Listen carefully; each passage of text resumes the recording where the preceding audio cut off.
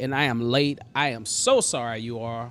If you just happened to tune in earlier, 7:30 Central Standard Time, you probably noticed that I wasn't on, and you probably was like, "This dude said he was gonna be on the 7:30." I apologize. All right. I was in the middle of a prayer session that I normally do with my family on Mondays, and then I also was trying to upload a video that has nothing to do with Cakewalk. But anyway, you know how it is on this channel. I normally like to upload things that have nothing to do with this channel. One day I might change that because I do think it does affect those that come to this channel. Because some of you all might watch some of my other material, but some of you all may be like, no, I'm all for Cakewalk, and that's it. And that's what tonight is about. It's about Cakewalk. You may hear noise in the background. The live sessions are going to be as raw as they can get. Sometimes I upload these unedited, and sometimes I edit them into chunks, and then I might use them for other videos. It's great to be able to repurpose things. So let me do my check real quick. I am Just the Norm. If you are new to this channel, you know, definitely like, subscribe. So let me do my check real quick. I am Just the Norm. If you are new to this channel. Word. I got signal. So that's all good. All right. You all, I am out this week. So, and I'm out next week too as well. So I have updated. Let's start off while we got people coming in. And then if you have any questions later on, I have, I will get to them. It's all about you all today. So I don't have anything that I really want to talk about myself, but it is going to be Cakewalk for sure. But before we get into Cakewalk, on my website, if you've never been to my website, let me open up another tab, bring it over here. Oops, that's not what I meant to do. Let's delete that. Know what I'm doing over here. All right, here's the tab. All right. On this tab, you can go to my website, which is you can put the HTTPS, all that stuff, but you can just type in www.justthenorm.com. If you've never been to this website before, it is pretty helpful. Now, I got to say that sometimes I don't really update as like I really want to. Like if you go on there and you look at my music, you know, that's cool, but I've got some newer songs and some newer stuff that came out since then. I should be updating them on here, but I haven't done so. And then also I have, shows. Look, April 16, 2022, May 5th, 2023. I've done shows since then, you all. It's just that I don't really put it on here as much, but I'm going to get into start doing some more shows myself. Of course, you can access any of my links. Of course, YouTube, what's this, Venmo, Twitter, whatever. I do some things here and there, but sometimes I'm not on there as much. But this is what I really wanted to show you. I have updated the book an appointment with me. So when you click on book an appointment, you're going to be able to see, right, that you can go on here. I have 4 options. And I know you're probably going to be like, well, why you got so many options? Because I know some need more help and others don't need that much help. Eat your hamburger. Go eat some of the hamburger. Huh? You got a lot of hamburger on your plate, man. Eat that hamburger. I want you to be full. You ain't eat nothing on your plate, Michi. You gotta eat some food, man. Gotta eat some food. I'm sorry. I'm talking to my son, man. Okay, anyway, I'm sorry. All right, so I have a free 15-minute meet. Now, this free 15-minute meet is, in case you want to, should I do it this way? Can I like stack these? Yeah, that's actually probably easier to see. Maybe I'll even zoom in on this real quick. Does that help? Yeah, I bet. That's even better. Let's keep it right there. Yeah, okay, cool. Scroll up some. All right, so I have a 15-minute meet, and then I have a quick meet, 30-minute and 60 minutes. So the 15-minute meet is free, but it's only going to be available on certain days. Right now, I have it set on Wednesday the 5th and Wednesday the 12th, anytime between 11 a.m. and 12:45 p.m. What's up, Jay? How you doing? Good to see someone on here. Hope you're doing well. Just going over. I'm gonna get in cakewalk in a little bit, but I'm just until people show up. I'm just kind of going over the book appointment thing. So yeah, so just a little 15-minute free session. You can click your time. It's 15 minutes. It might be if you have questions that can be answered or solved real quick, then that works. That's only on certain days, and I have a quick meet which is available on more days, which is also 15 minutes, but it's the price is there, so I'm not going to talk about prices. I'm doing wonderful, man. I am doing wonderful. I'm glad you're doing good. That's what I love to hear. Hi. Michael. Ooh, that's hard to read. Michael Lopez Jimmy, I think. I hope I read that right. Michael. I need a magnifying glass. That font is tight. It's hard to read, but I'm just gonna say Michael. I know it says Michael. So hey, Michael, how you doing? You all, I'm just here in the beginning. So you got questions about Cakewalk or audio production or anything dealing with that, then definitely let me know. I'm gonna pop open Cakewalk in a little bit. I'm just kind of just sitting here and mingling, going over the appointment session. So good. Hope you are too, man. I am doing well, and I'm glad that everybody is doing good. It's a beautiful Monday. I haven't went live, and did I go live last Monday? Is Audacity the best program? Well, I don't know. It's subjective. I don't really think any program is the best. Okay, so the question that I would ask is, what is your workflow and what are your intentions on using a DAW? If you're a person that needs MIDI, then Audacity is not going to work for you.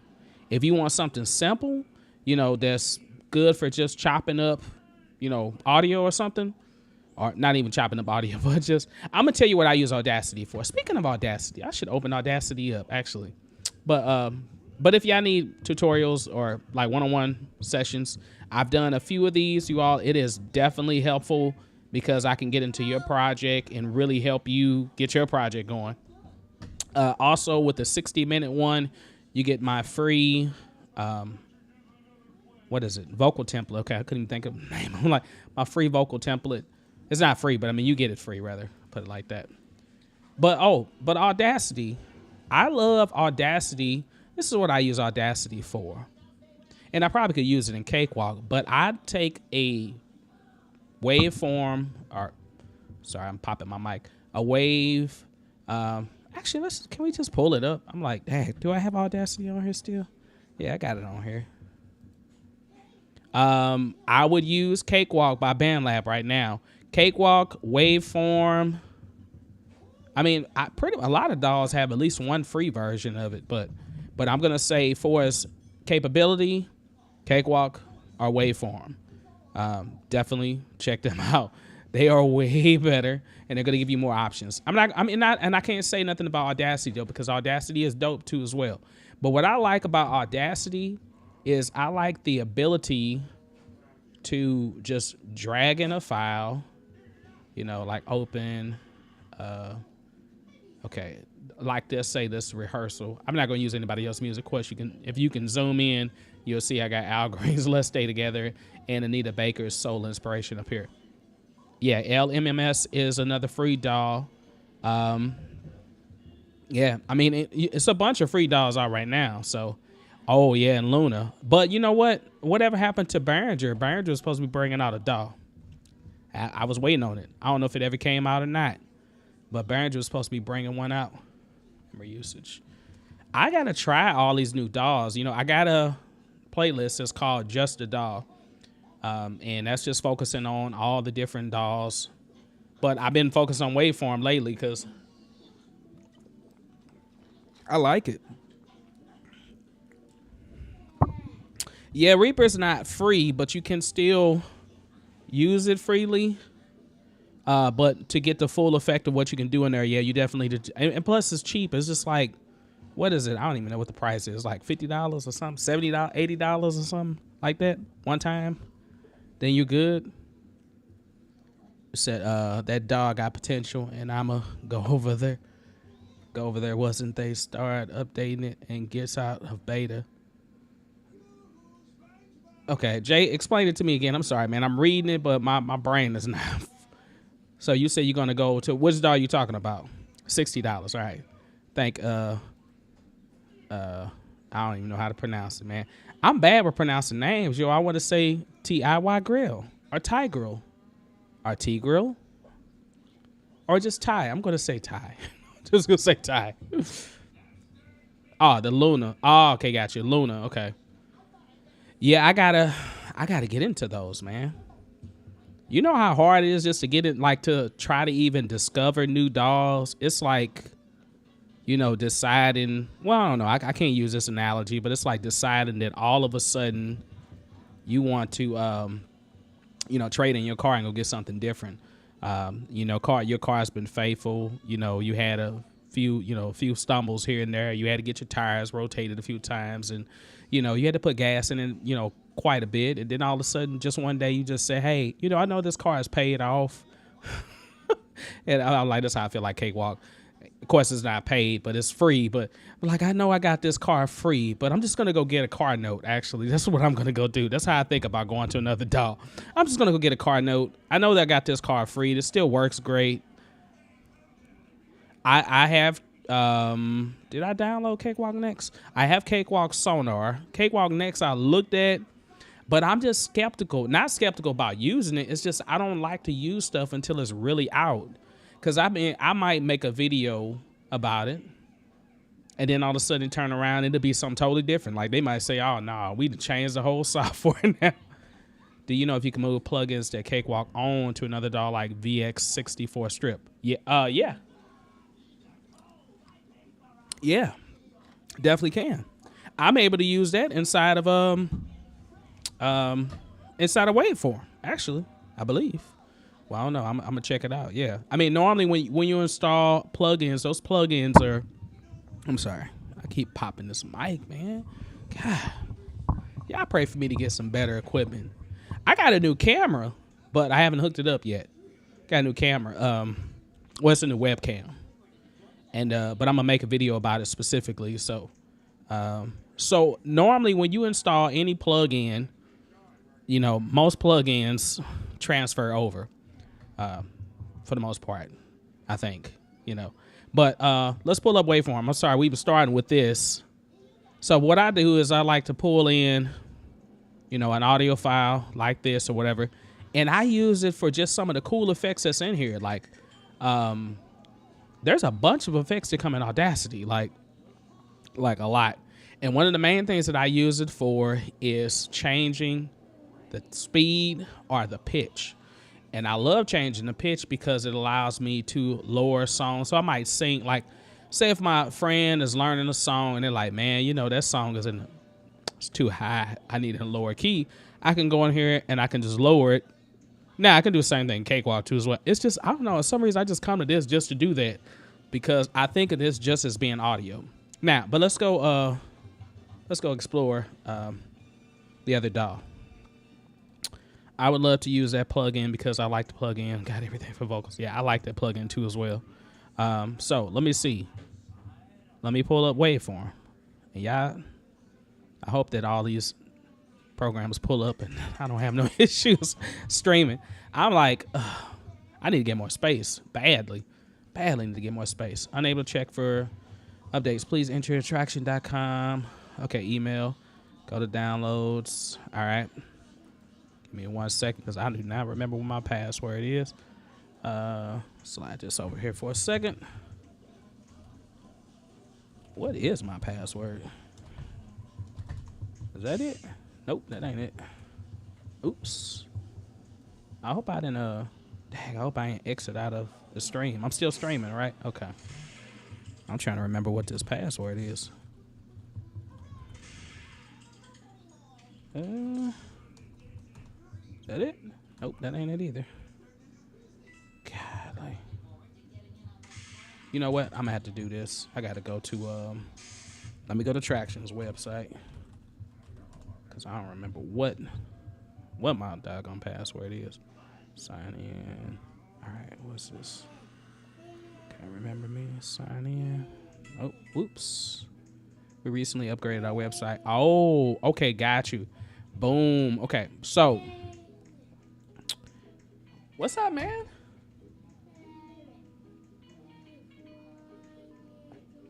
Go ahead and throw your plate away, Michi, if you don't want to eat no more. That's fine. All right. So I was hit with this. You might be hit with this if you got on Waveform 2 as well. They recently upgraded the website, so make sure you reset the password to use a new system. So that's the reason why I couldn't get in. I was like, Dad, what was going on? New versions of Audacity scan your VST photos and allow you to use them. Yeah, I think I use it on Audacity 2 as well. So did you move VX64? Nope, I didn't have to move it to no new folder either. I'm gonna show you in one moment as soon as I pull it up. Normally it just shows up basically. Have you had any issues with the latest version of Native Access? I had to install it for, what is it, Native 17? Is it 17 now? God. Y'all might hear SpongeBob in the background. Yeah, I hope it don't be copywritten. Yeah, Native Access. I had to install Contact 7. I'm sorry, Contact 7. Since I installed Contact 7, yeah, I had to update Native Access. I haven't had any issues with it, though. I think I got the most recent version. Sometimes, yeah, I am not updating this stuff. Like, I mean, that's what I say, Waveform. I ain't been on this in probably over a month. Just notice the icon on your desk. Yeah, Native Access up here. Yeah. Yep. I updated it. Okay, Traction. All right, let me go back here. And, you know, I should have had some music playing, but let me reset this real quick. Okay, emailed your password reset link. Let's go here. Set password. Okay.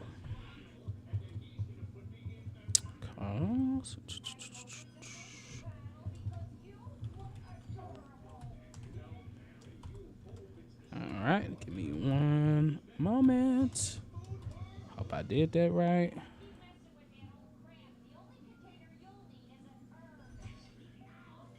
Okay, cool. All right, that should have worked.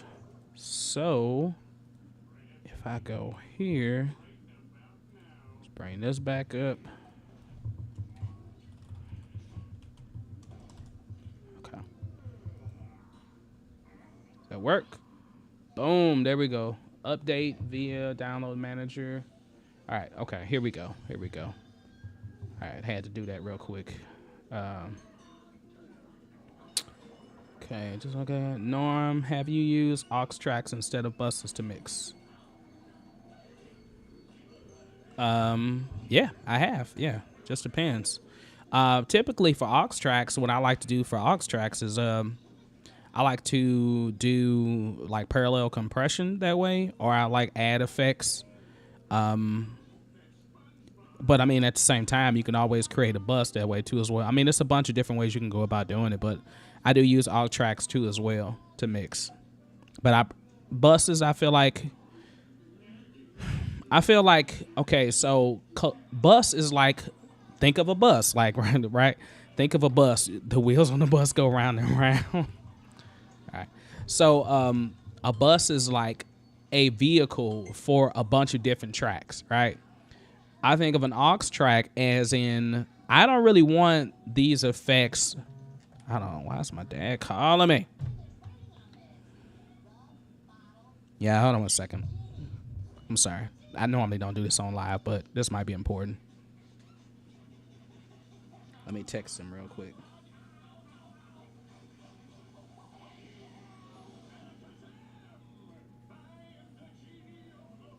Okay.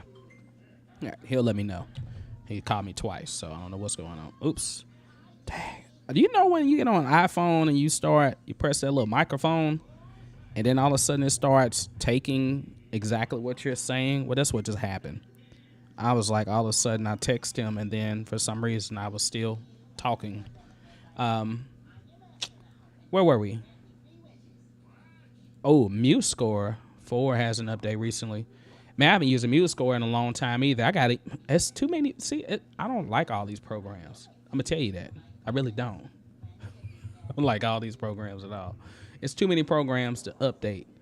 Yo, I want to hear thoughts on traction waveform, bro. Oh, I'm loving waveform so far. It is a totally different beast, but it's not. I mean, it's not. I think the biggest thing that I wish they could change, I mean, what you actually can change is the font. I mean, you can change the font in there. You can change the colors and all that stuff, the aspects of how it look. But I remember like being in here, the appearance, like when I was first looking at this, I was like, this is stupid tiny. And I'm like, okay. So, but there's a part where you can scale it, you know. And I mean, the first time when I downloaded, I was like, man, you know, look, I'm older. I wear glasses and my glasses are broke right now. Y'all might see the tape. I got to get a new prescription done. But I do like that you can display the scale. It's just so many things on here. And this is just a free version. Free version has a lot. And the paid versions have even more stuff. It's just so much stuff on here. And I'm like, man, I'm diving into it. But there's a new download. I need to update both of those, but I'm not gonna do it right now. Oh, what was I talking about? For is like when you're in a project. Dad, what is this? Okay, shoot. Okay, scared me for a second. What's this? New beat? I don't know. I don't even know what this is, but I'm gonna open it up. Did I open it? I clicked on it. I don't know if you got to click on it twice. Click on it one time. Projects load a little bit slower in here than I think it does on. Well, no, I guess it depends. It just doesn't let you know that it's loading. This is not my song, I don't think. Can't be. Test 2, edit, test 2. Let me see. Let's go back to this. What is this? This somebody else stuff. I know it's going to be somebody else stuff.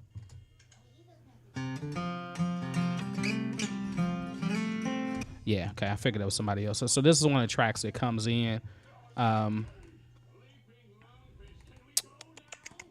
tracks. Okay, Jay, you said aux tracks you can freeze and save CPU, and it's been helping with glitching on my Cakewalk from CPU usage. Yeah. Oh, I'm going to tell you what you really use aux tracks for. You use aux tracks if you want to record... if you want to record like different parts.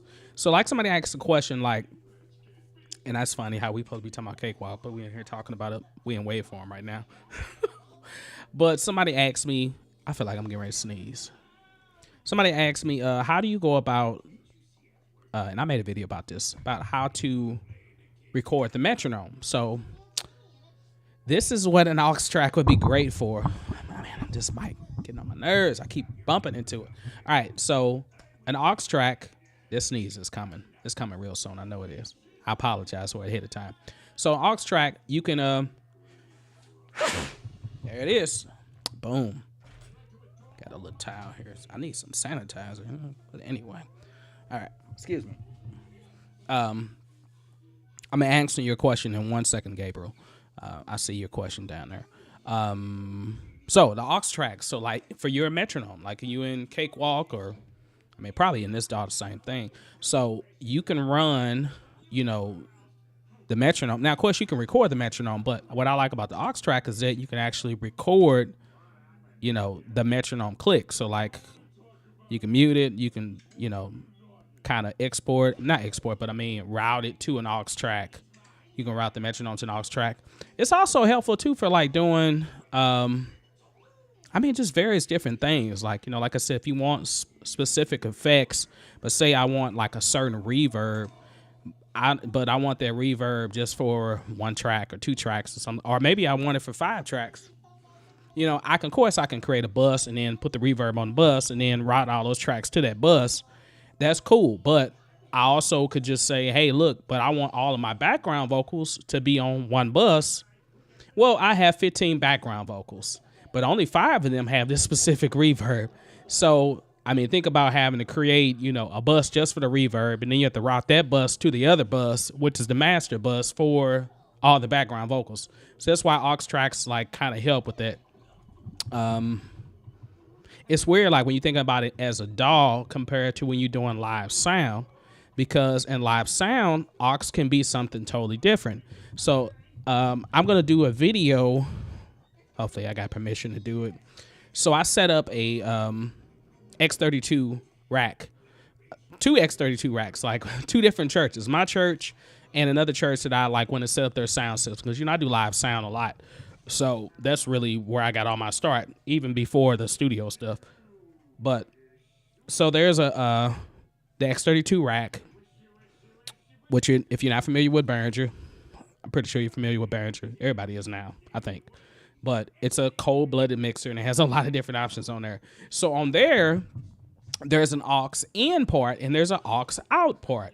All right, so the aux in could be, you know, anything auxiliary-wise.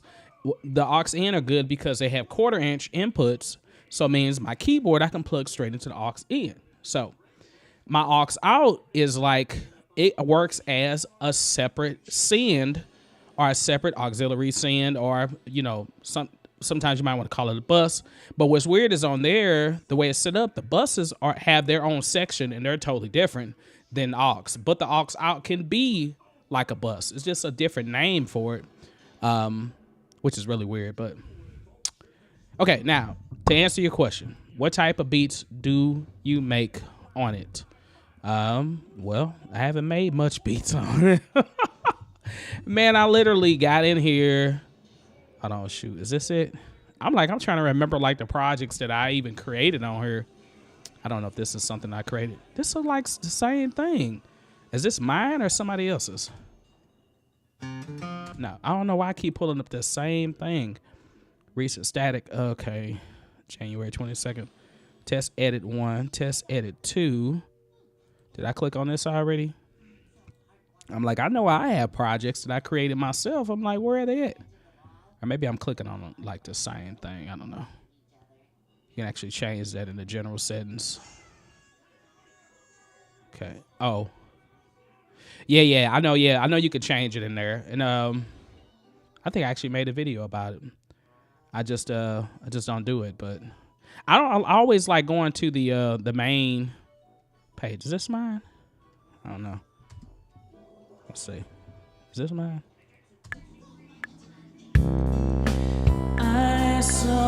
Yeah, this is the first song that I created in here. This little whack song. Anyway, I mean, it's nothing against this. This got some dope sounds in it, like some of the sounds that are in here. But speaking of like effects, I just kind of weird the way you have to apply effects. Like, but you know what? Cakewalk Sonar is that way now too as well. Like the new version, it's gonna be where you can just drag and drop the effect. You know, which is cool. I mean, but I still kind of like just pressing the button and going to it. But here, you think you're pressing the button. I mean, you can go here and find it this way. But see how it's got Cakewalk, VX64. And then is that it? There it is. Boom. Just right there. See, I didn't have to change anything. Who was that? Somebody had a question about that. Who was that had a question about it? Was that Jay? No. Who had that question? I forgot. Dang, that was so long ago. It's like I don't even remember now.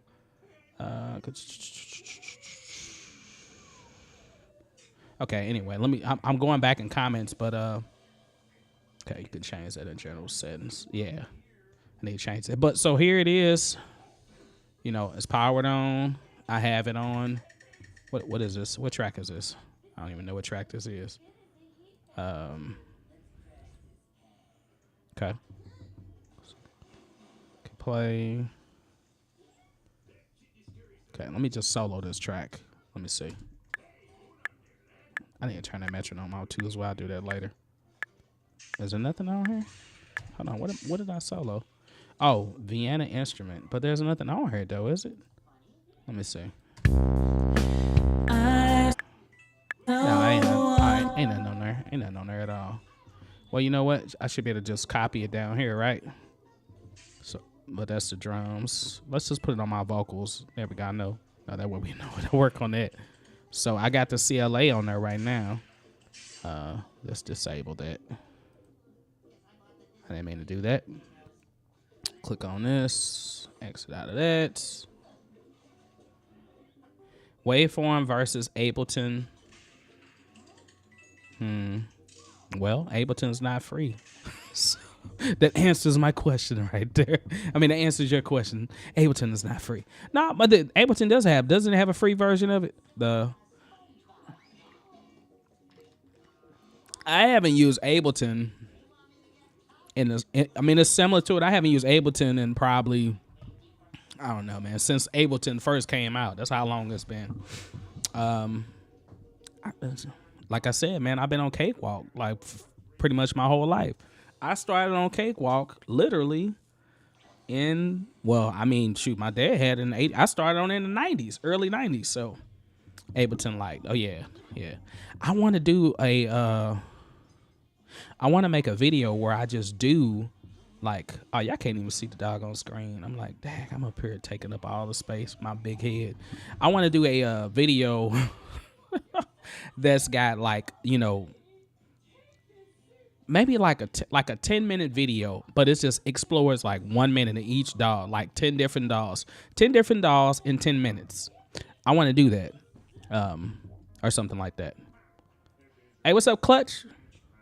What up, man? New subscriber. Oh, appreciate it. Well, welcome, new subscriber. Tell me where you from, bro.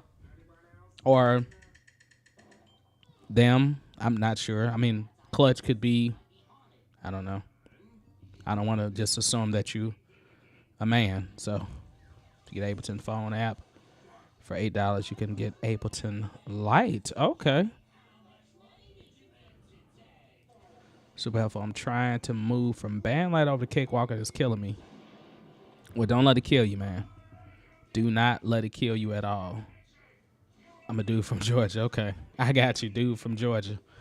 All right, Georgia. Are you using Clutch? Are you having trouble with bringing Bandlab projects into Cakewalk? Or is it just a transition period? Like, hey, I'm used to using Bandlab, but now I'm trying to learn how to use Cakewalk. Out for real, Gabriel? No. Not you. I was talking to Clutch. That question was for Clutch. Like Clutch was saying something about Bandlab. Philippines, bro. All right, man. That's what's up. Woo, Philippines. I used to talk to people, not funny story, but a little bit about me, you all. Before I really got back into YouTube, I mean, I started this YouTube channel a long time ago, and just like everybody else, you post one video once every few years. So before that, back in 2011, 2012, 2013. I was in network marketing, so I used to talk to people all over the world. I would be up 2 a.m., 3 a.m. talking to people in Philippines, Singapore. I had a team that was in Cambodia. So I guess I'm always used to talking to people, period. So I feel like I'm talking to you all, even though you're not like really like here. I want to get somebody live on here that I can actually hear audio-wise. But y'all be scared. I mean, people be scared. I ask the question all the time. Who want to get on live with me? And they probably say, well, man, we don't ever know where you're going live. So that's my fault. But I like the interaction. I want to do like a Zoom live, like, and then just have, like the first 5 or 10 people that get on, just come on, turn your camera on, hope you got a good mic or something that you can at least talk on. Sony Acid. Yeah, I used to use Sony Acid too as well, and I used I used a whole bunch of stuff back then because everything was. Yeah, I didn't hear this, but everything was. We had those stuff on those discs that had multiple apps and programs on it that my dad got from some friends. So I'm not gonna say more about what you know what I'm talking about.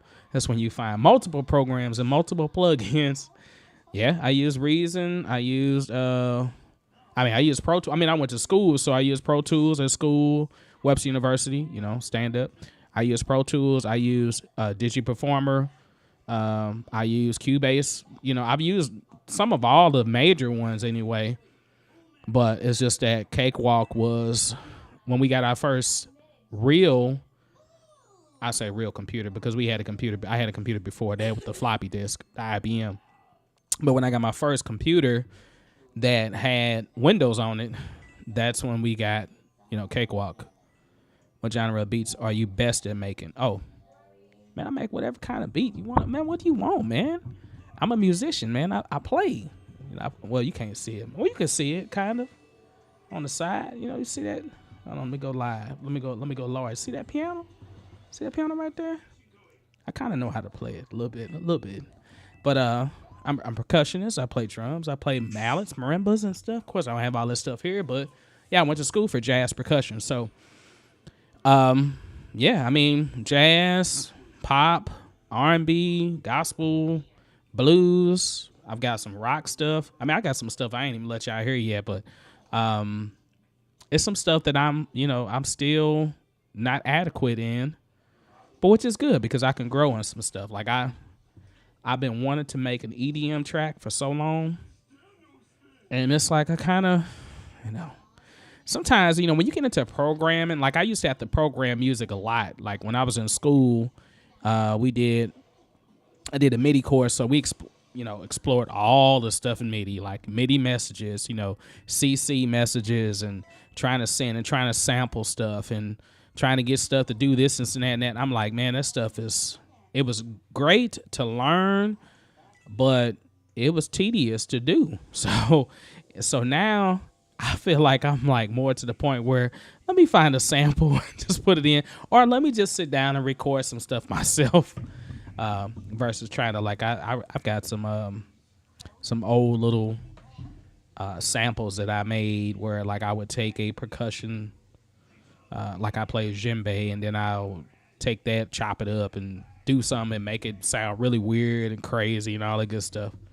Yeah, well, definitely I do R&B, man. I got stuff out, yeah. Just the Norm. Just look up Just the Norm.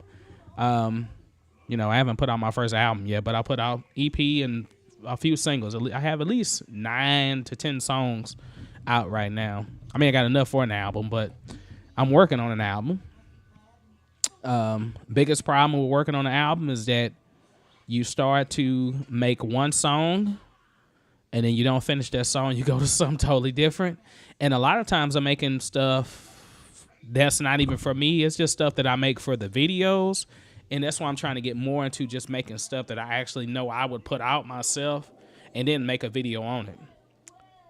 I have new videos trying to make hip hop, R&B track from start to finish. Yeah. I got a whole playlist on it. Whole playlist. Let me discard changes on this. So on my YouTube channel, kind of like screen recording your beat, make processing. Yeah. I got a whole, the series is called, let me show it to you so you know what I'm talking about. YouTube. All right, so on my channel, where's it at? Your channel. All right. So there's a playlist. Now, of course, I'm making stuff all the time. I mean, pretty much all my videos, a lot of my videos, I'm making new stuff on the fly. Songs that I'm like, I have to come back and I'll be like, dang, I forgot I made that. I don't even know what that is. But I have a playlist. Of course, y'all seeing all these playlists here. Dang, I still got that up. Okay. Of course, y'all don't see all these playlists on your end. What is it called? It's called, shoot, I forgot what it's called, actually. Dang, man. I'm like, shoot, I'm up here trying to show stuff and don't even remember what it's called. Okay, so, well, let's talk about just some of the playlists that I have, period. I have my Minotaurials, which are a playlist of videos that are less than 2 minutes. So they're basically 1 minute long. And then I have my troubleshooting videos. I got, where is it at? My long tutorials. Of course, my getting started. There it is. Let's Make Music. I couldn't remember the name of it. So Let's Make Music. This is 2 songs basically, and then of course some other videos in between. But so a while back, 2 years ago, I made a song called Super World, and this is the whole process of me making it. So if you want to watch it, like read me really get into stuff, this is where it happens. There was 12 parts? No, 9, 10, 11, 12, 13. Okay, 13 videos basically. So song flow, talking about everything from coming up with a melody. I mean, some videos I was just sitting at the piano live, like some I did live, and others I just recorded and kind of cut it up. I talk about the production. You get to see me play my little percussion pad, which is right here. So I put that in there, recorded that. Then I had to write the lyrics, so I talked about writing the lyrics, and then talked about recording the backgrounds, mixing the backgrounds. I talk about recording the vocals, comping the lead vocals. I show how to mix the song, and I think I showed and I also showed like mastering too as well, I think. And then on this one, this is another song. So, and 1 year ago I made another song. So this is the same process. So I got a song that I started writing my first Christmas song. Of course, I don't know, it went somewhere else. I didn't finish that. And I might not even finish the song. Maybe I'll finish it by Christmas or before Christmas. So using Splice to make a beat. It's a bunch of stuff on here, but this is my playlist called Let's Make Music. So anything that's dealing with,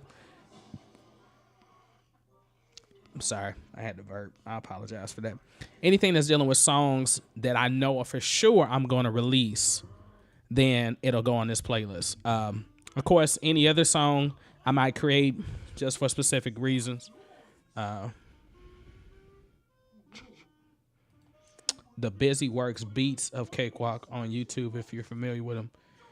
Busy Works Beats. Okay, yeah. I know you're talking about. Comes up if you search for FL Studios. Yeah. Well, I appreciate that, man. Shoot, I'm just trying to do something. But I do like it's really hard to like sit down and record like yourself making a song while you're making a song. Sometimes, the best ideas come when you're not on the camera. And I feel like you on the spot, like, especially like when you're a musician, other musicians are like, man, let's see if this song gonna be trash. Like, or you might see that when you listen to other people make beats, like, all right, let me see how you gonna come. Okay, let me see your workflow. What you gonna do? Man, you don't even know how to use that app. I mean, you don't even know how to use Cakewalk. Somebody would be like, how he make tutorials and he can't even use the program himself? Because sometimes you'll get in there and you'll be like, dang, man, I forgot how to do this. Like, shoot, what am I tripping off of?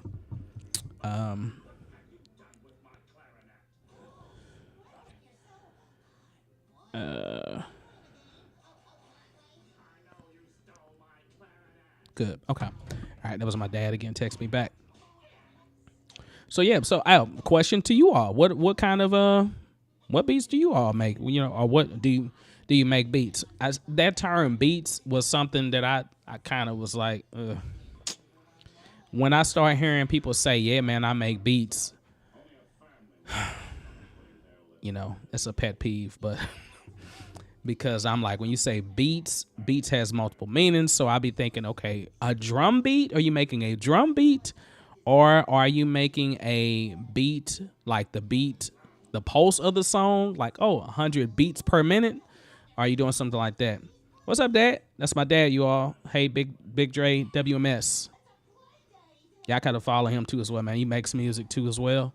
And fabulous musician, taught me, all the stuff that I know. So what other questions do you all have about anything?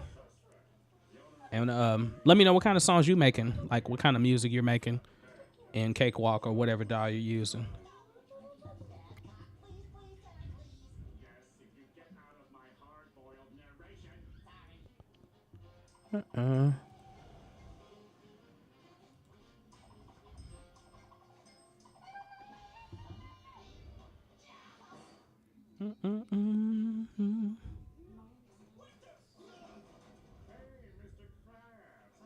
I'll be on for like probably another hour, man.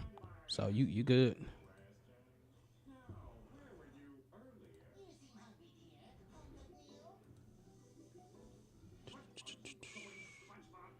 All right, let me see. So it's just over.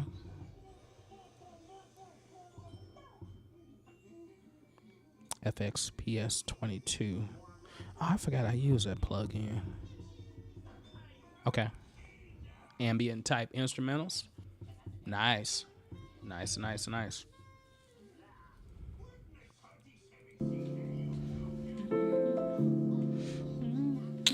I was working on this, and I think I put a video out for this, but I'm still working on this too as well.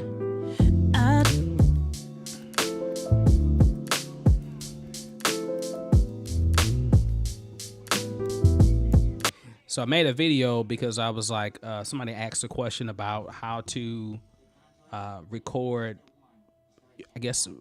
vocals to a track or to a beat, and I don't know if it was like, if they meant like record vocals, like how to get the vocals to fit right within the beat or within the mix, or if it was just like recording vocals, period. So I was like, yeah, I made this yesterday.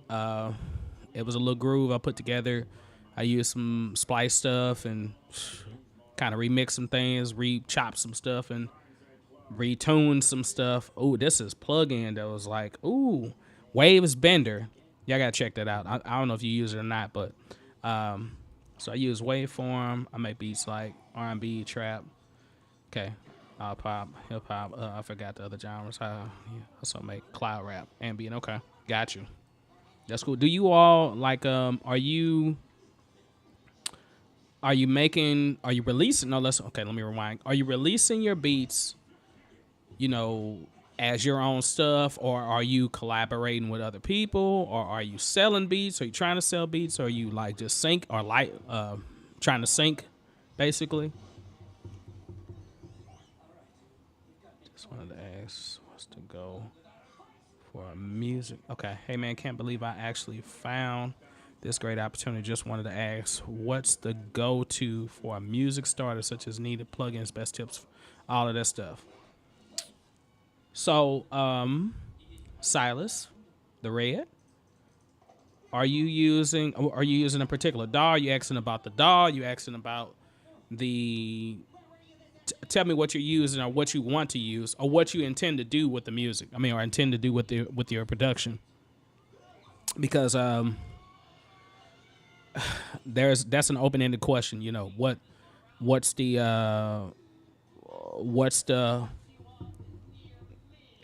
What's the answer I'm looking for? The word I'm looking for is, so if I was a beginner or a music starter, if I was really just getting into production or getting into songwriting, it just depends on, like, I'm not going to tell you to go get a whole lot of plugins and stuff like that. It's funny because I've been listening to Audio Nerds podcast, and we was talking about, how sometimes we get caught up in having all of these plugins, but we don't use half of them, or, we sometimes things can get too complicated, and you got to learn how to simplify. So, just like other people that are around my age or older than me. Okay, Cakewalk specifically. Ty, I gotta come back to yours too as well. You say you collab with a couple of people. I mostly post on SoundCloud, YouTube as a solo artist. Cool. That's what's up, man. All I hope for everyone, and the reason why I love doing these type of tutorials and just mingling with y'all, is because I want people to put music out, or at least get with somebody that's gonna put the music out. Release 2 tracks, Spotify, iTunes. Okay. Did I check your music out? Did you give it to me before? I can't remember. I thought you was on the stream one time and you gave me something. Is it under Tiger, or is it under a different name? I need to check. I got to get back to doing my Pump My Jam series, because that was when I really got a chance to tune in and listen to all you all's music. I need to get back to that. Just make remixes. Okay. Gabriel, ain't nothing wrong with that. What do you make remixes of? Let's put my style. Okay. Cakewalk specifically thinking of producing music, particularly free plugins. Good. Awesome. I got something for you. Cakewalk. So Cakewalk has free plugins and you don't really need anything else. So, I mean, now it's nice to have extra stuff, but you can get the job done with just what's on here. Okay. After I do my tracks, I'm trying to mix it, but not good mix. I'm leasing. Okay. Do my tracks. I'm trying to mix it, but not good mix. Okay. Oh, listening. Okay, I'm listening. Abraham, I'm doing well, man. I hope you're doing well. I'm just reading your message. Okay. Also, my dad said also the more plugins that you use, you have to have a good processor to run it. Yeah, tis true. And memory. Yep. Okay. Tiger on SoundCloud, man. Can I snapshot this? Let me see something. Cool. Boom. Good. I want to make sure I take a picture of this so I remember. Save that real quick. Because I definitely want to support you all. So, 2 questions. Okay. Silas, let me go back to you real quick to answer your question. Yes, Cakewalk. If you're using Cakewalk, I'm not saying you got to use Cakewalk, but if you're going to use a DAW, most DAWs have plugins that come with them, and you should be able to get the job done with any type of DAW that has some type of plugins. So Cakewalk does come with instruments. I mean, of course, the only thing that's missing is guitar. It doesn't have lead guitar, but it has the electric piano. You can do that. It's got the whole SI instrument suite. So that comes with drums. It comes with the piano. And it comes with the bass. And then you have the TTS, which also comes with like general MIDI sounds. And of course on there you can do guitar sounds and stuff like that. You've got a bunch of plugins, especially having the Pro channel.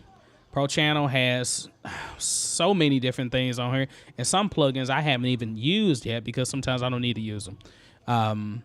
But yeah, all of this stuff is free. Like, you know, I recently just really started to kind of get outside of the plugins that come with Cakewalk, only because I got to stay up on things that are going on because there's so many new things coming out. And a lot of times when I'm talking to other people, they may ask me a question about something that I don't know nothing about. And then I'll be like, I don't know. So I have to go research.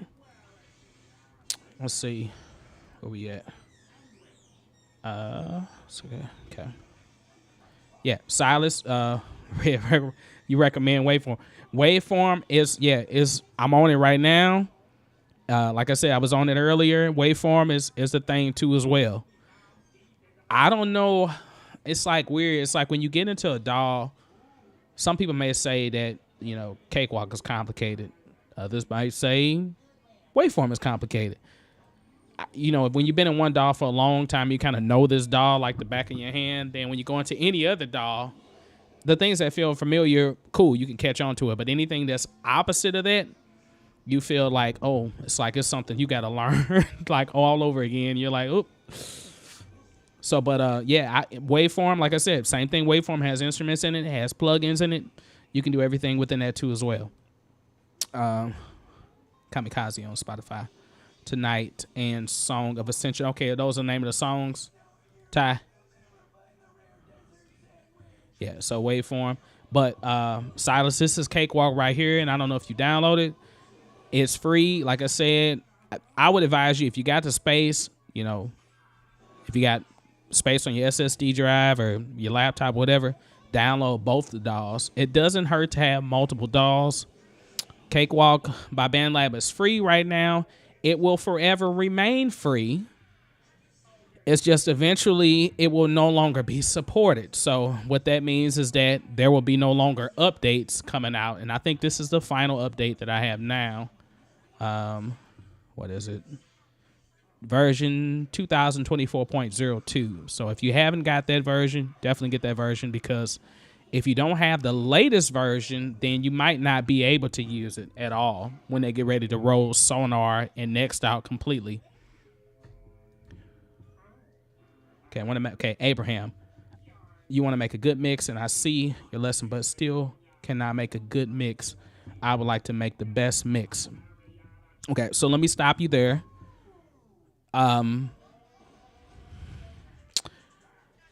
Mixing is very subjective, right? Subjective is objective too as well, meaning that your idea of a good mix has to be compared to what you really want it to sound like. So what I like to do when I'm mixing is I like to kind of think about songs that sonically sound similar to the song that I'm mixing, right? Or I think of some key things like, oh, I like the way on this song, the lead vocalist, the voice is like really present and really just like in your face. So then I say, oh, I want my song to be like that. On another song, it might be like, oh, I really like the darkness and the warmness of this song. Like it's very dark and warm. So then I might mix my song that way.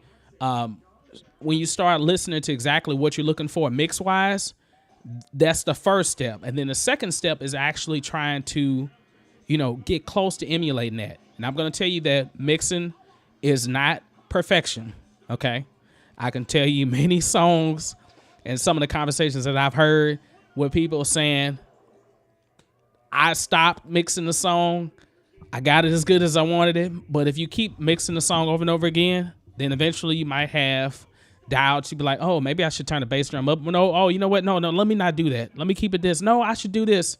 So your mixes are going to get better as you go. If you're new to mixing, yes, your mixes will suck the first time.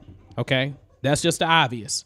I know this from experience because some of the songs that I put out, I recorded when I was, popping the mic, 16, 17, 18 years old. And my mixes, when I listen to them now, I'm like, oh, that was garbage. Like, why did I mix it like that? But of course, technology improves. It's a lot easier to mix stuff now than it was back then. Because now you have so many things to do, but also in the same time, they can make it even more complicated when you got so many plugins to use. The main thing that I'm looking for when I'm looking for a mix is that everything can be heard. I have a video, Abraham. I actually let me. I'm gonna pull it up real quick. I have a video, and it might be in that same playlist. It might be in the same playlist I was talking about earlier. But I have a video that talks about mixing, and it's mixing not using plugins. Just the original way of mixing was leveling out the decibel level or the volume level of tracks. So before you had all these different plugins, because back then it wasn't about trying to, before they even did compression and stuff like that, it was all about just trying to get the mix like leveled, where two things you can do: panning and leveling. So panning means that, yes, if the guitar player is playing, he's in the same frequency range as the vocalist, boom, pan him to the left. Keyboard player is playing something, same register, boom, pan him to the right. So they would use panning. Let me find this video real quick. Actually, let me go back this way. What is it called? That's what it's called. And the only reason I want to do this is because I want to put it right here in the link in the chat. So then maybe you can click on it later on. What is it called? Videos. It's called. And if I don't find it, I'll have to find it later on and then send it to you. I'm like, when you record so many videos, it's like you forget what's what. Let me see. Mixing. Let's just do a search. Let's find it that way. Okay. Mixing vocals, absolute beginner. Mixing secrets. Okay.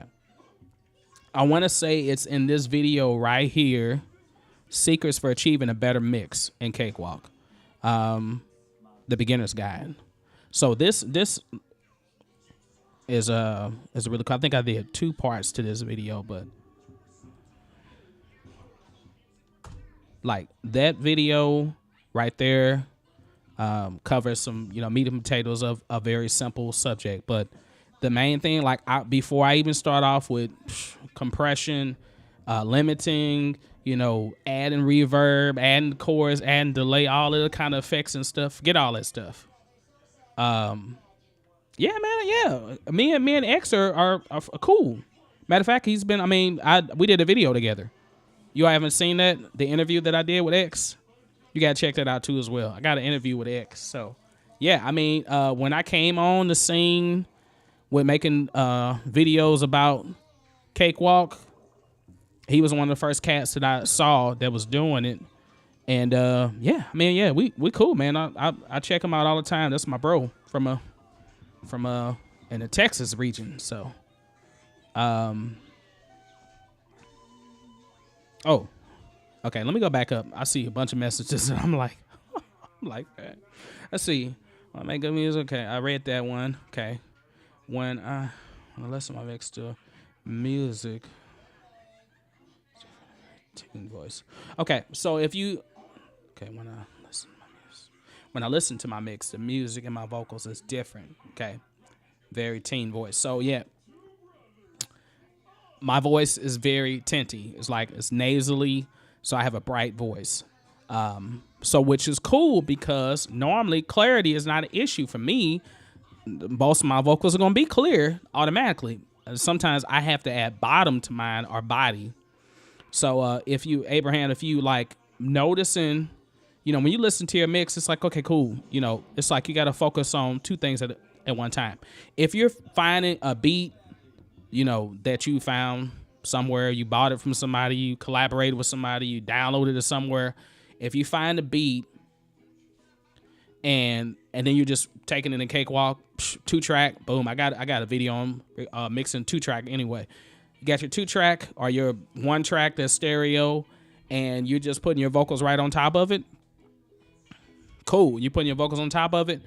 As long as, like, my biggest thing is not having muddy vocals. Like, if your vocals are muddy, and what I mean by that is that, can you understand, what you're saying? And it doesn't mean that the vocals have to be drastically loud, because if you get them to sit right in the mix, you can have your vocals kind of low, volume-wise, but you still be able to understand what was being said. If you want to go that direction, you might not want to go that direction. Michael Jackson, a lot of times when his vocals were mixed, some songs you can't even hear what he's saying. It's like but at one same, like, not as much compression. It was dynamic, very dynamic back then. So everything would be kind of soft, then it would get loud, So but yeah, just play around with it. Now if you need more help or if you want like a one-on-one, we can set up a one-on-one. I'm doing 15 minutes for free. So look at my website, justthenorm.com, or if you feel like you got money to pay, then you pay to get a longer session, and then I can actually listen to your stuff and then help you with it. Yep, Tiger, yeah, you get better the more you do it.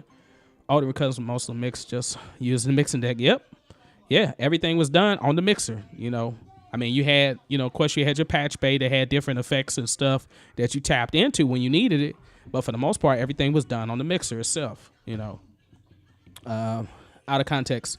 Gabriel, I am getting ready to turn 40 years, July 8th. 40 years old, July 8th, okay? So I'm 39 right now, to answer your question. And then I did the link. Okay. Yeah, I'm really late on these comments. Hey, Victor, I saw you when you popped up a long time ago, but I'm just saying it now. I'm so sorry. Victor, how you doing? How you been?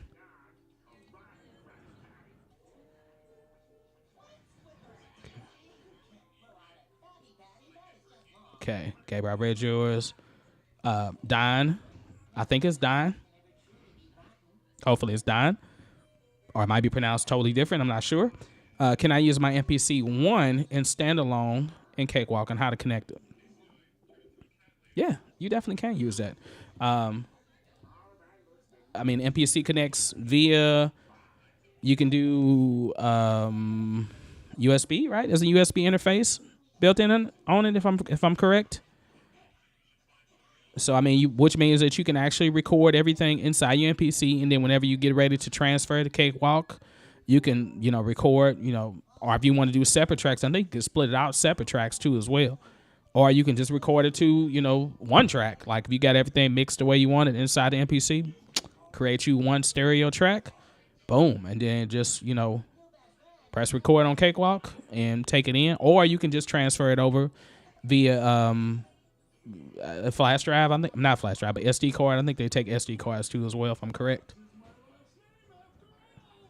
I got to get more gear, you all. So, like, a lot of times when people ask me questions, y'all have more stuff than I have. I have a simple setup, right? I got an Impact LX25, which is here. It's a little small keyboard, which part of it don't even work no more. I got to get a new one because, anyway, that's another story. When you have kids, sometimes things happen. But it still works when I can use it. And then I have this mixer over here, the Zoom, which I really love. I got this mic up here, which I just put up here, but this is my condenser mic that I normally use. I've got two very cheap Alesis M Active USB monitors. I normally use headphones for the most part mixing. I got a Scarlett 2i4, which I don't even use right now. I just use it to put my lamp on, and it's basically what it's used for. But this is my setup. Then I got a keyboard over here. This is my setup. Like I don't have a lot of hardware and stuff. So when everybody asks me questions about, MPC and all this stuff, I'll be like, yeah, man, I want one, but yeah, I don't have it right now. Now I got keyboards, so all right, let me see. Okay, say the name right. Yes, you can use it inside Cakewalk. Yep. My dad, that's my dad. Once again, you all, Big J WMS. Check out his music. Check out my music too as well. Okay, thank you much for your help. Don, no problem. No problem. How can I reach out to you, bro? Just want to hit you up, maybe join your live next time if you let me. Shoot, I'm always gonna let you. So what am I gonna say? You can email me. Do I have my email up here? I think I got it up here. Okay. Linktree. You can do that. Linktree, Just the Norm. So you can connect with me there. I'm on Facebook and stuff. Sometimes I have friends come give me questions on Facebook. Only thing I gotta say about my Facebook for Just the Norm, I might not, I might not reply to you right away. It does a prompted message. So when you message me something, it'll say, I'm so sorry right now, I can't talk to you, or I'm unavailable right now, I'll get back to you when I can. That is not my message. That is a message that's automatically generated by the computer. I did set it up that way, but I'm just saying. So sometimes the messages may be 5, 10, 15 days old, and then when I finally see it, I'll be like, oh, I'm so sorry, I didn't get a chance to message back. Any video, leave me a comment. That's definitely helps. So leave a comment. Hey, bro, I want to meet up with you or whatever. Like I said, you can email me too as well. I was doing free mixing for a while. I'm not really doing it much now. My time is getting ready to get very crazy, you all. But this week and next week, I've got plenty of time to do stuff. So even if you want to book a 15-minute session or something like that, and it can just be, yeah, there you go. I should have had that down at the bottom. I forgot about that. I forgot I had it on here. So yeah, so one-on-one session, Cakewalk. I got, I think 9 days open this month. A lot of time in the daytime. So if you're a person that works in the daytime, then it might not be for you. Unless you're a person that's out of country, now then it'd probably work great for you. But so yeah, I got some time in the day. I do some days I have some time at night too as well. But you can go on the website and check that. Today is focus. Okay. All right. Anything else I need? I'll keep that going on at the bottom.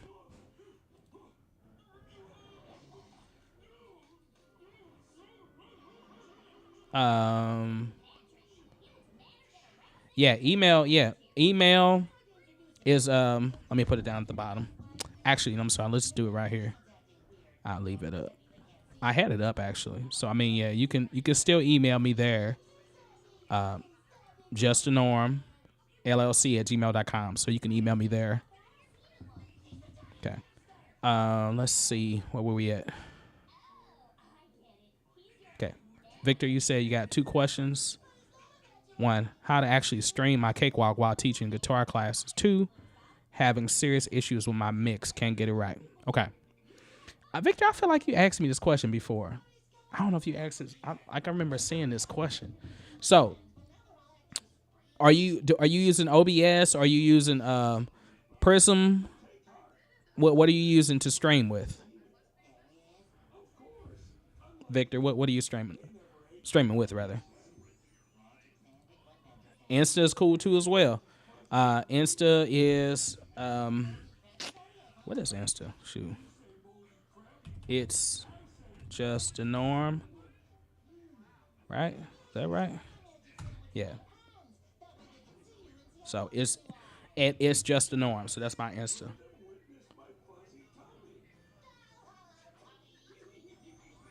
And then of course at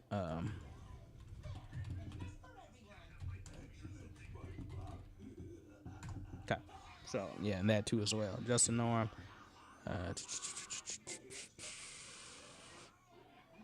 Okay.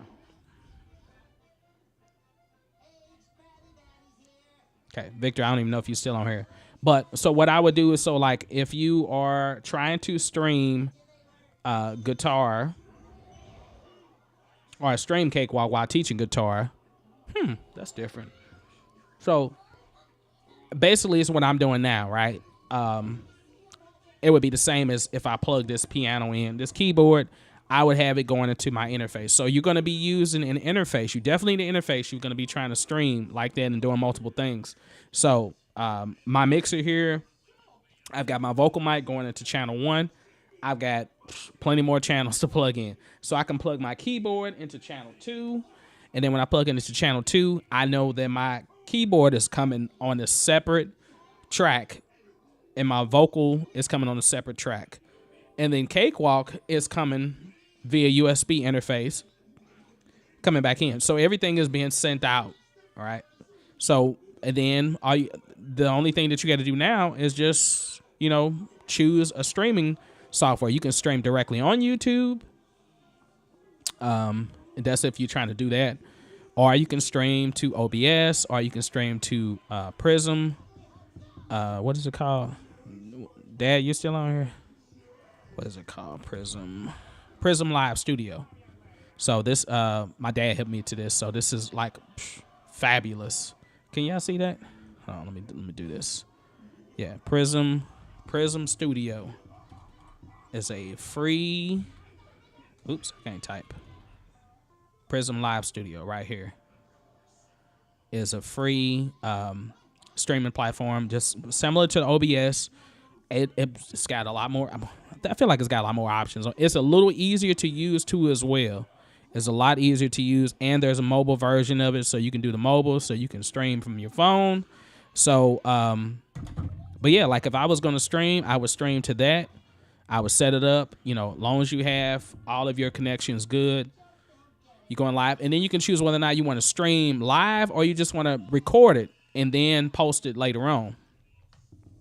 So, so that definitely works. Hopefully that helped, Victor. And then for as your mix, is it the mix with the guitar that you're having? Or is it just like the mix of, whatever you're working on project wise? So mix wise, like that's why I would say like separate interface. I mean, not separate interface, but separate channels.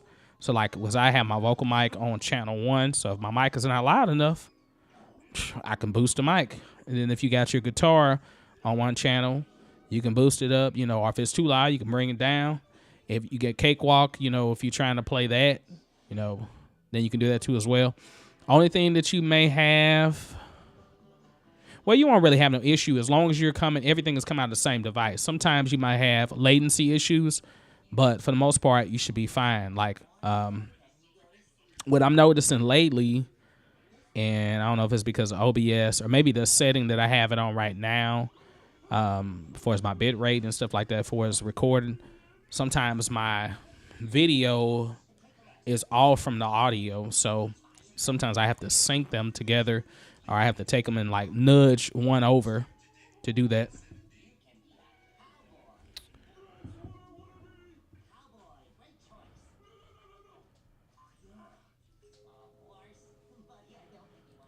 Yep, yep. You can use multiple cameras too as well. So you can have your, you have your main computer on it. You can have your phone doing it. You can have your iPad doing it. And that way you can set up multiple cameras with no problem. You're welcome, Victor. Okay, mix. Oh, there you go. Mix. I just took it out. Mix of vocal with just strings and piano for song covers. Okay, just strings and piano for song covers. What I'm gonna tell you what helps with that is, and I actually perfect example. Now you don't have to use this plugin, but what helps with piano, is like earlier I was talking about panning. So panning helps too as well, like panning something to the left. So you want those vocals to be right in the center, so that way you hear them over everything else.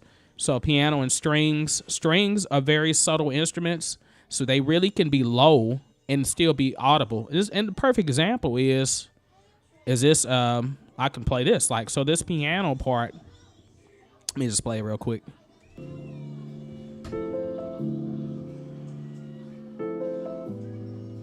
So now I have a spread stereo on here because this is what it originally sounded like. Okay, so it's centered more. I don't know if you can hear that or not.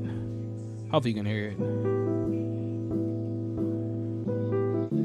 Okay, so it's centered, but when I put this, this is by Waves. I mean, but there's a bunch of plugins that are like this too as well. I think Cakewalk has one too as well, but I just happened to go towards this one because I was looking for something to make it more stereo. So, and the reason why I make it stereo, because then you can bring the volume level of the piano down, but it's still gonna fill out more, and it leaves space for that vocal to be right in the center, because you don't want that lead vocal to be right in the center. But so this is with it bypassed, and then that's with it on. So a big difference it makes. And then you can adjust this, like, I can make it straight mono, or I can make it even wider. Okay, and then that make a big difference. And then, like I was saying, speaking of strings, so you're talking about a string, because I got a string part here, and I have a Manny reverb on here, which is made by Waves too as well. Only reason why I chose this reverb, I wanted some reverb that would do something weird. I found this filtered ambience, but let me let you hear it without it. Okay, just solo that. Okay, so you got a violin part. I mean, it's already kind of mellow and stuff like that. I wanted something to really make it more ambient, more dull. So this is with on. Okay, very subtle reverb. Without. Okay, you can tell without is going to be more present. Okay, with on. Okay, so it kind of just puts more in the background. Now, I mean, of course, I have volume-wise, I have this turned down a lot too as well. But because I kind of wanted this part to be heard, but more so felt than being heard. And sometimes you might want parts like that. We call it like the eye candy parts of production. Stuff that just sneaks in. You ever heard those songs, like, you be like, dang, like, only thing you really hear on the song is the drums, the bass, the guitar, and the keys. But then when you go listen to it, you'll notice that there was percussion on the side, or there was a whistle on this side, or there was a flute in the background you didn't even know nothing about.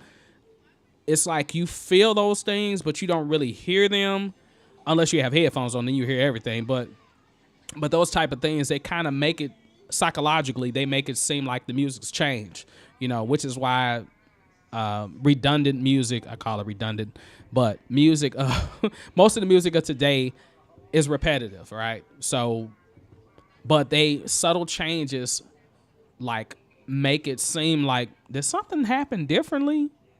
Hold on, did something change? And sometimes it could be just simply add another note in, or add another background part, or add a percussion part.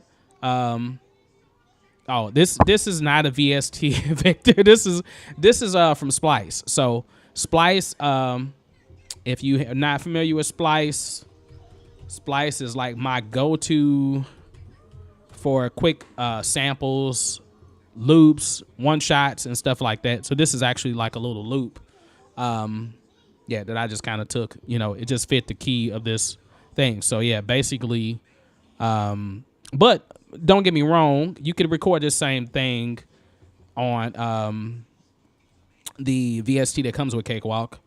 So where am I going? Soft synth. Okay, I'm sorry. So Cakewalk comes with the SI instruments. So of course I already talked about the electric piano, but there's a SI string section, so which works great too as well. You got a violin part on there, or you can cello part. This one, to get it more sounding realistic, really crank the attack time, because a violin, you don't just hear the violinist go ching ching. You know, it's like it kind of eases in. You know, the bow, really subtle introduction to the sounds that's produced. So if you raise the attack and kind of play around with that, that'll give you that sound. So I mean, I could have did something like that here and recorded it like here, but this particular thing, I just try to create a track real quick. And of course, I mean, it really wasn't that quick, because this part I had to copy, I had to paste it. Some parts I had to slow down, some parts I had to speed up, some parts I had to change the timing. Some parts, this bass line, one part of it was out of tune. So there's a lot of stuff that I had to do to make this work. But Splice, check out Splice. Like, it's not free, but you can get a subscription. I think it's like, I don't know, it's like, I don't remember how much it is now. I think it's $7 a month or something like that. But I've been using it. I got it like in 2020 when COVID hit, and I love it because, especially for drums, like if you want like drum loops, or just like some fat, you know, versus having to go through trying to mix everything yourself. That's the big difference between back then and today. A lot of this stuff has already been compressed. It's already been EQ'd. All you gotta do is just download it.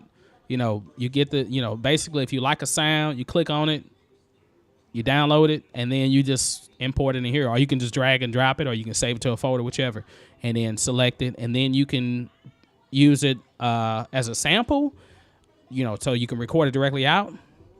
Or you can just say my sub is $9.99 a month. Okay. Yeah, I think mine was $7.99 when I got it, but I can't remember.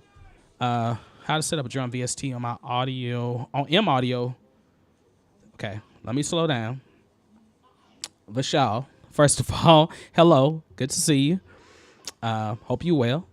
How to set up a drum VST on M Audio, 32 keys, MIDI, and Cakewalk. Okay, so first of all, with any device, especially M Audio, make sure that you have the drivers installed first. Sometimes it's plug and play, but it's like this. If you don't know it has drivers, just try to find out if it has drivers, because most of the time it has drivers, and that might be the biggest issue right there. Once you install the drivers, make sure you have it set for, you know, Windows or whatever, you know, whatever you're using. Of course, Windows. Install the drivers, plug up USB. Then what you want to do is go up to Edit Preferences. Let me take this off so you can see me. Edit Preferences. Can I zoom in some? What is that thing? Never mind, I ain't gonna worry about doing that. I always wish I can zoom in. I wish they had a feature where you can just zoom in automatically. You can do it through the computer, but I wish there was a version I can do it on here without having to do it, like without having to press any extra buttons. So under Preferences, MIDI, Devices, you should see your device there. Once it's plugged in, it's turned on, you should see your device. M Audio, boom. Input, you want to set it for the input. You do not need to set it for the output. Output is going to be set on Microsoft, you know, Wave Synth or whichever. It's going to be set on your internal sound or your audio interface, basically, because that's where the sound's going to be coming out of. So once that's set up, if you see your device here, then you're good. But if you don't see your device here, then that means there's connection issues. Sometimes it's a USB cable. So try using different USB cable. Try using a different port. But if you see it here, you did the drivers, you got the drivers on there. Then the next step is Make sure it's enabled. Apply. And then close. And then you should be good to go. And then when you go to a track, like if I'm creating a instrument track, I'm going to do right click, insert instrument. All right. And then insert instrument, I'm going to go down and you're saying drums. So drum VST. Now, you don't have to use the drums that are here. SI Drum Kit comes with Cakewalk by Bandlab. Session Drummer is on here because I installed Cakewalk Sonar, the beta version. So Session Drummer was one of the ones that originally came with it. So I don't even know if this works or not, but I'm afraid to click on it. But I can click on SI Drum Kit, and I'll click on that just to show you. So here's SI Drum Kit. If you have your M audio on, and if the drivers were installed, if you have activated it within preferences, then when you come here, the biggest thing is going to be the input.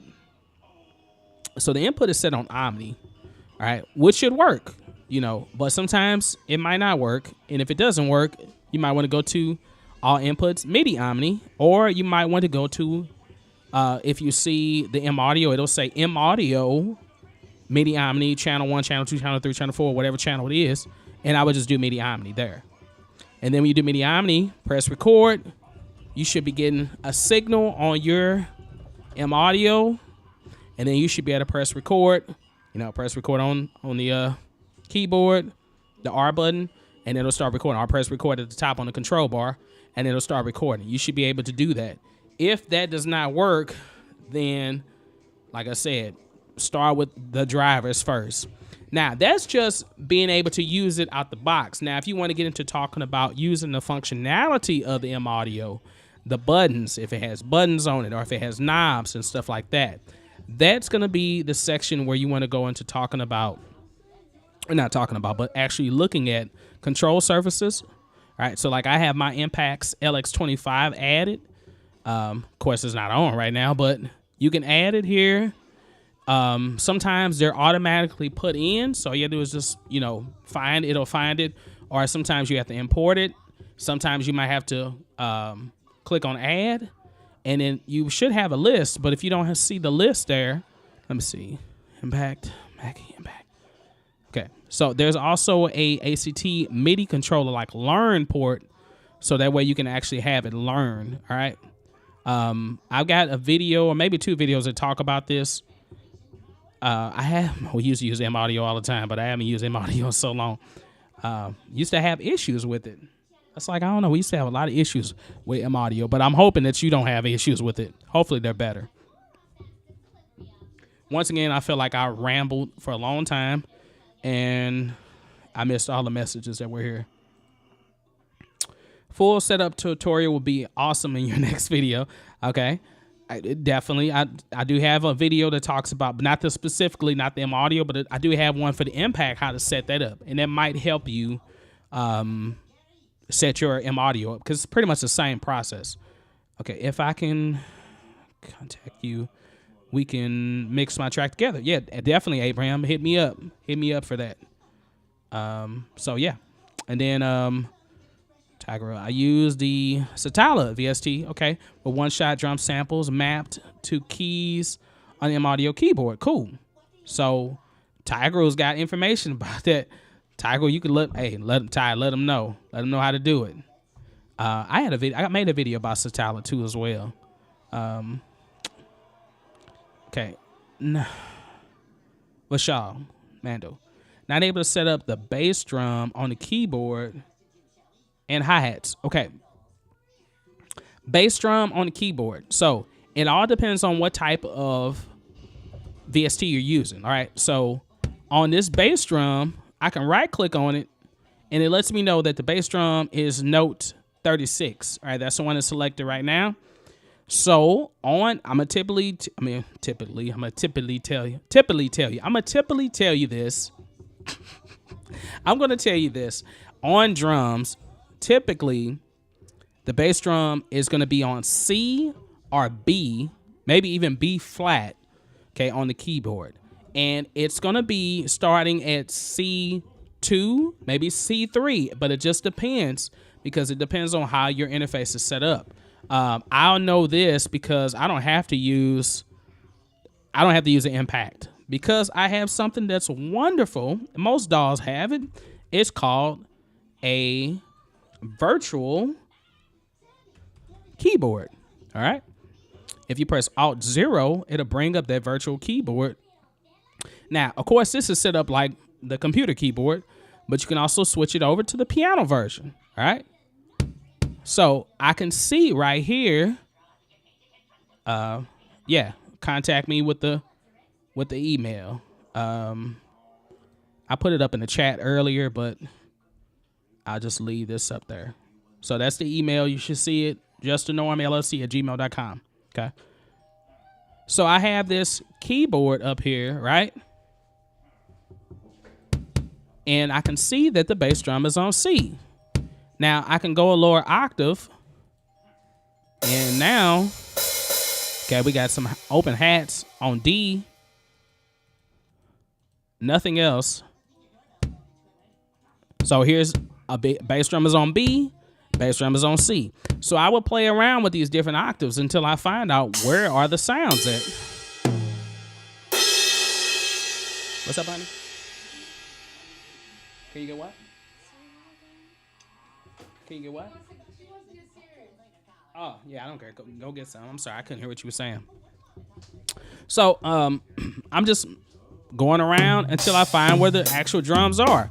You might have to do that because on your 32 keyboard, so I have 25 keys on this particular keyboard in front of me. You can't really see it. I can't cover all the notes on this. So sometimes I have to lower the octave, and you might have to do that on your keyboard. That might be the reason why you can't find your bass drum or your hats. So hats are normally going to be F sharp, all right? So F sharp, not this F sharp though right here. Well, no, it is now because I'm in the right octave. If you're in the general octave, so C1, C2, 3, C3. Okay, so F sharp, and then A sharp or B flat. So a G flat or B flat, either one. That's open hat. This is the sock. So if you're a jazz, okay, if you're a jazz player and you want that sock sound, okay,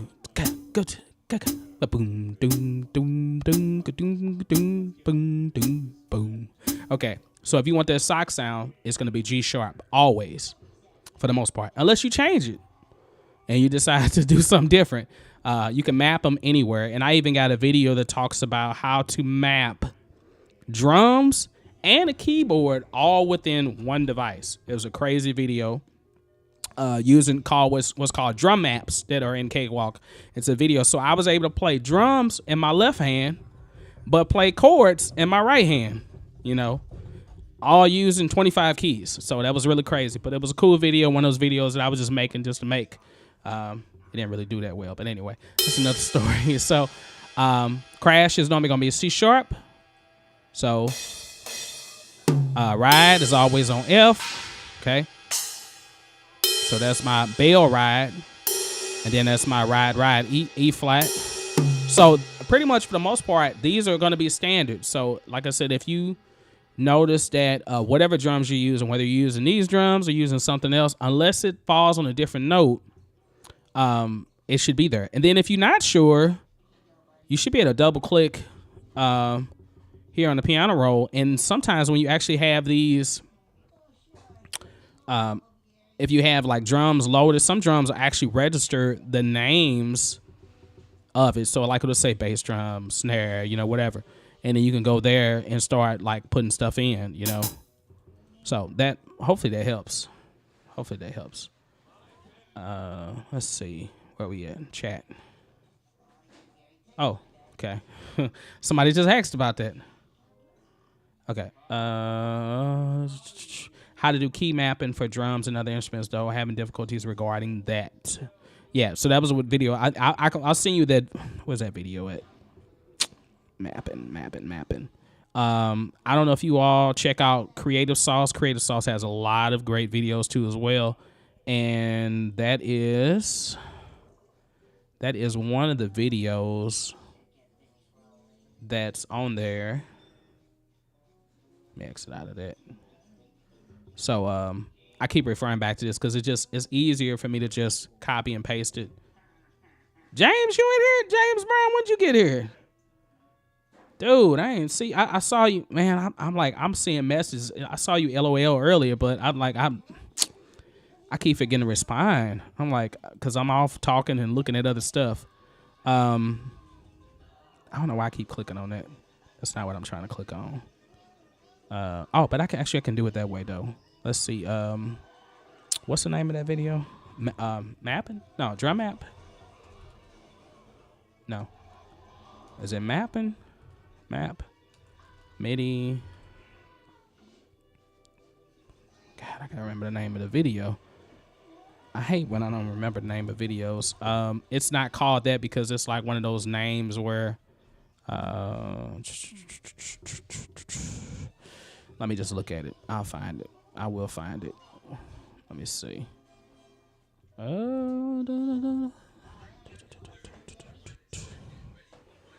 Okay. All right. Let me see. Let me see here. Go to videos. It's called. It's way down here somewhere.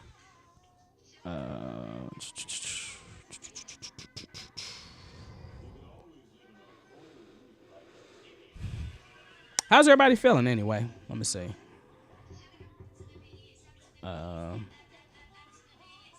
Okay. Let me know if y'all see it anywhere, because I'm looking and looking and looking and looking. And yeah, this is what happened when you put out a whole lot of videos. And some of these videos you all probably haven't even seen yet. Let's see. Reverb. There it is. I use my controller to record drums and piano and cakewalk at the same time. So this helps with mapping. So this might help out. Copy that. Okay. So, yeah. Okay. Now let me go back to where I was at, because I'm like, every time you all just typing and typing and every time I turn around, I'm like, I'm missing so many comments. Okay. Full setup tutorial would be awesome. Okay, I saw that already. Use it to tile. Okay, how to use key mappings. Okay, got the email. So Tyler, okay, it says Tyler starts the 16 slots on C2. Okay, yep, C2. Okay, you may need to change the octave on the keyboard. Yep, got it. Thank you, Ty. You covering. I tried changing the octave, but still the same. Guess the hardware bailed out on me.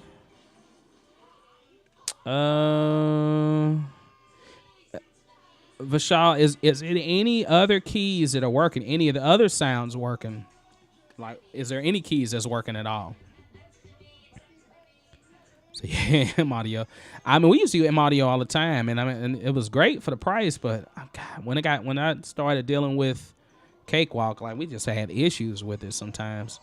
I mean, we originally we didn't, but it's like, I don't know, as they evolved, it seemed like some stuff wasn't working right. Yeah, brother. LOL, James. Hello, mine haven't yet. Okay, well, that's good. I'm glad it hasn't. All right, Bashar, we need a full vocal mixing tutorial on your future video. Looking forward to that, by the way. I have plenty of full vocal mixing tutorials already. Where have you all been? I forgot. Some of you all are new to the channel, so you may not know. But yeah, I've got a full. In fact, I have a full hour and a half video that talks about like mixing vocals. Okay. This video works too as well. This is Your Vocals Are Boring, which talks about how to make vocals more interesting. That deals with vocal mixing. I have a whole playlist called The Vocal Process. I just got to find out where it is. See, when you all look at it, you don't see all of these extra playlists. Some of these playlists are playlists that I have hidden, so you don't see them. But so I get confused when I'm looking at it. Okay, The Vocal Process. Here we go, right here.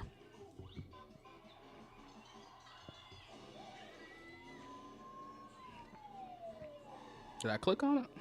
Thought I clicked on it. I don't need. So if you're in Cake, I don't need to play it right now.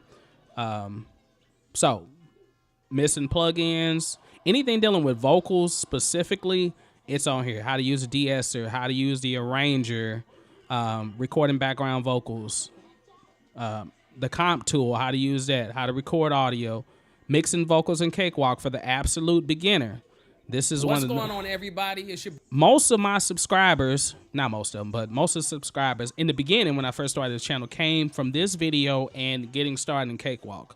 So now this is an old video, 2 years old, but it's a long tutorial. So, but this goes into everything: recording vocals, gain staging, tuning vocals, melodyne, auto tune, etc.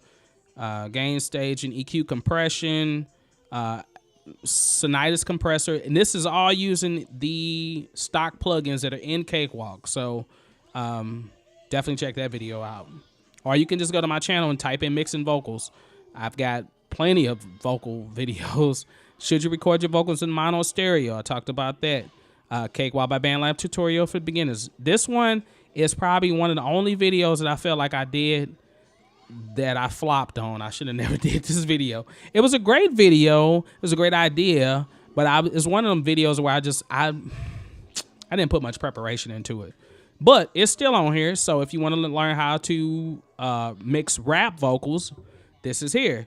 Should you tune your vocals? Talking about pitch correction. Mixing, here's another video, mixing hip-hop vocals. Very easy. Which plugins to use, so that's another stuff. How to use Cakewalk punch tool, so you want to punch in and punch out. How to EQ vocals for beginners. Record and scratch vocals, mix vocals. I got another video that I made. I don't know why I made it, but it's mixing vocals similar to Barry White. Like if you mixing bass vocals, how to get a good sound out of a bass vocalist. Recording vocals for the beginner. Mixing to 2-track. Beginner in Cakewalk. Any of my beginner videos are going to cover any of that. How to mix background vocals is another video that I feel like was great, but I guess people not tripping off of background vocals, so I might retitle that different. But yeah, I got a lot. I mean, how to get better vocals using the Pro Channel EQ. It's a lot of vocals I have. I mean, that's my main bread and butter is on mixing vocals on Cakewalk. That's the main. Most of the videos that I made are about that. James Brown, you say you saw all my videos. But did you see the one that I just released at 8 o'clock? Because I released one while I was live, but it's not dealing with Cakewalk though, so I don't expect anybody to watch it anyway. Yes, keys are working, but not the bass. It's on a lower octave, but can I get the MIDI to get over there? Okay. What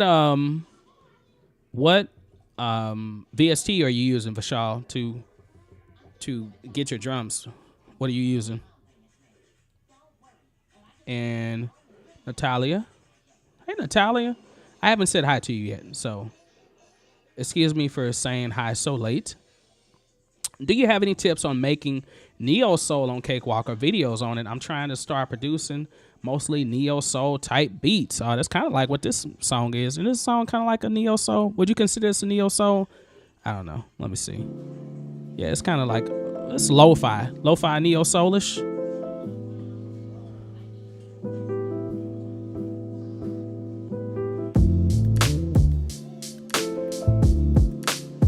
Yeah, that's kind of like neo soulish.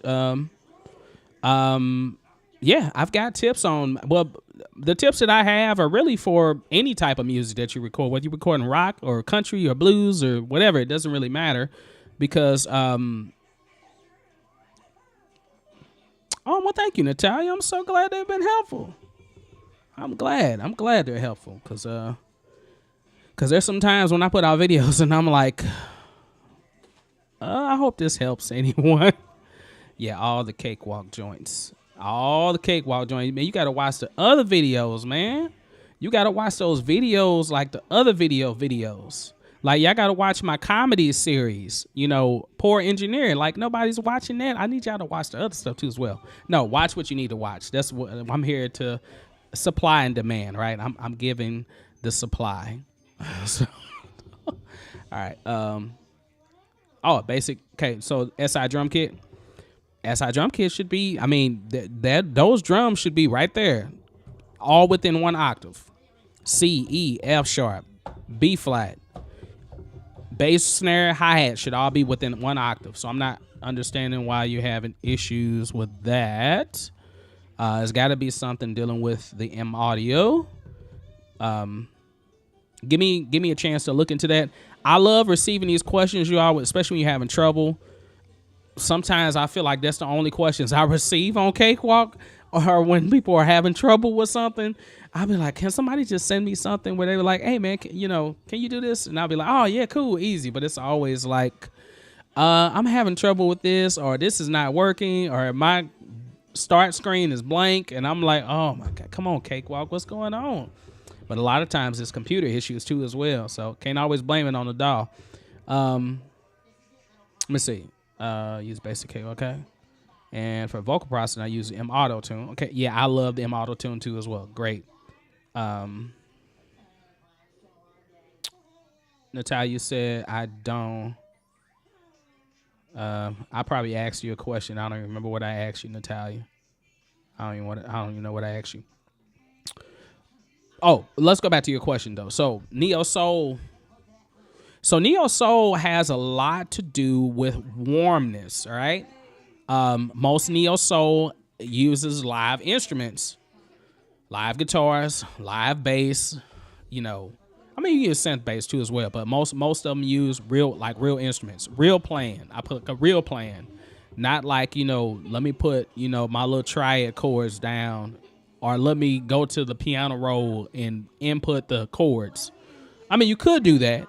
Don't get me wrong, you can't do that because there's like MIDI libraries that you can download. They have different chord progressions that are set up just for, lo-fi or for neo soul, and then you can plug that compression. You can plug that progression in, use the SI piano, get the little Fender Rhodes sound, and then go with that, or the piano sound. Of course, Cakewalk doesn't have. I take that back. SI piano does not have acoustic piano, but if TTS is working on your Cakewalk, you can use TTS because TTS works great too as well. If it still works, that is. Some people don't like TTS. There's better piano sounds out there, but I've used TTS for piano, acoustic piano, and it gets the job done. Or you can just download a free piano. Or like I said, if you're a person that's into using samples, you can just now. Samples are just easy. You can make your own samples, or you can just find samples that you can download. Some samples are free. Bandlab has samples that's on there that you can download for free. It's just, you can get a library of any type of sound now easily. So if you're doing that, you can piece it together. Normally, I'm used to recording and playing everything myself. This particular production, I just did real quick. I think it probably took me about 30 minutes, something like that. But these are all samples from Splice, all right? So, let me put that disclaimer in. I did not play any of this, but I do have some vocals on here that I was kind of messing with because the whole point of this production was to talk about recording vocals, not to talk about recording music or producing music. But yeah, so I would say, yeah, like chord progression wise, it's gonna be more jazz oriented.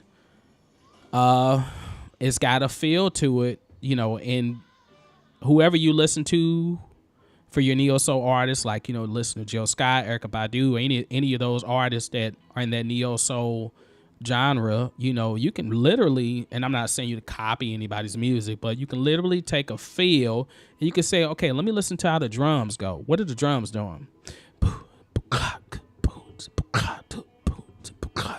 Okay, maybe it's doing that. Shoot, cool. Let me try to get a drum beat that's similar to that. Blah blah blah blah. Chord progression wise, the descending chromaticism, which is in like Jill Scott's The Way. If you're going for something similar to that, you can say, okay, cool. Let me use some chromatic, going down half steps, basically going down, chromatic scale. I can use some of that, in my creation. If you're a person that's saying, hey, I can write the lyrics, I got the melody, I can sing it, but I'm still having issues with production-wise, definitely link up with somebody, find somebody, that says, hey, let's collaborate together. You can find people on Bandlab to collaborate with. Bandlab is like a whole platform too as well. I don't know if you have checked it out, but Bandlab has a lot of good stuff on there, and you can network with a lot of people. I I'm getting ready to start doing collaborations too as well. So, yeah. So, you know, if it's something like, you know, hey, I got the idea, I just don't know how to put it together, hit me up. Let me see. Okay. All right, where my messages at? Okay, got you. James, all right. Why when I press play or record, it moves fast and yours moves a lot more slower? Why when I press play or record, it moves fast? I don't know. I press play and it happened right away. I don't know. I don't really think mine's moves slow. I mean, I'm pressing spacebar, it moves right away.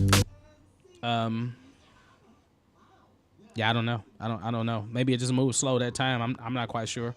I'm streaming, so that sometimes streaming causes, you know, it uses up memory, uses up more memory. Right now, I can see 86% memory being used right now. That's because I'm streaming at the same time. And I'm glad I've been able to stream this long and I haven't had no dropouts. Last time I streamed over an hour, it started dropping out. I don't know why, but okay. And one more thing, sir. I would be delighted if someday you visit my home and okay. I'm not gonna mess up the name. Oh, India. Okay, Vashal, that's where you're in India. I would love to come to India. I can't read the rest of that part, but because I don't like messing up, you know, culture basically. But I would love to go to India. There's so many places I need to go, period. But yeah. I'm glad you learned a lot, man. I'm actually glad that you're on. I know it's in the morning there right now, right? It's probably about what? Maybe 10:35 a.m., 11 a.m. I can't remember the exact time difference, but I know it's 9:35 p.m. here, Central Standard Time. So I know it's got to be morning there at least, I believe. Aw, thank you, Natalia. I'm sorry I'm reading this so late. I am late on the comments. I'm like, okay, third message from me. Okay, what's mistake? It's so cool. It's cool. It's cool. You listen. I'm glad you listened to them. Me too, because the tracks are stressed out. Dad, what you mean by that? You said the tracks are stressed out. Stretched out. Maybe that's what you meant. Maybe stretched out, maybe? Is that what maybe. I don't know if that's what that meant or not. Hi, can you transfer Cakewalk projects to another DAW? Yes, you can. I have a video that talks about that. However, on Cakewalk Sonar, there's a totally new way to do it. Now, Sonar hasn't came out yet, so I'm not going to talk about it, but because it hasn't came out. But on Sonar, there's a new way to do it. But the original way is to use what's called an OMF file, right? OMF. So say, for instance, I wanted to save this project. Like I wanted to save it or export it. So I'm going to export it. And OMF, I don't know if y'all can see that or not. Hold on. Let me see something real quick. What is it? Is it that? Nope.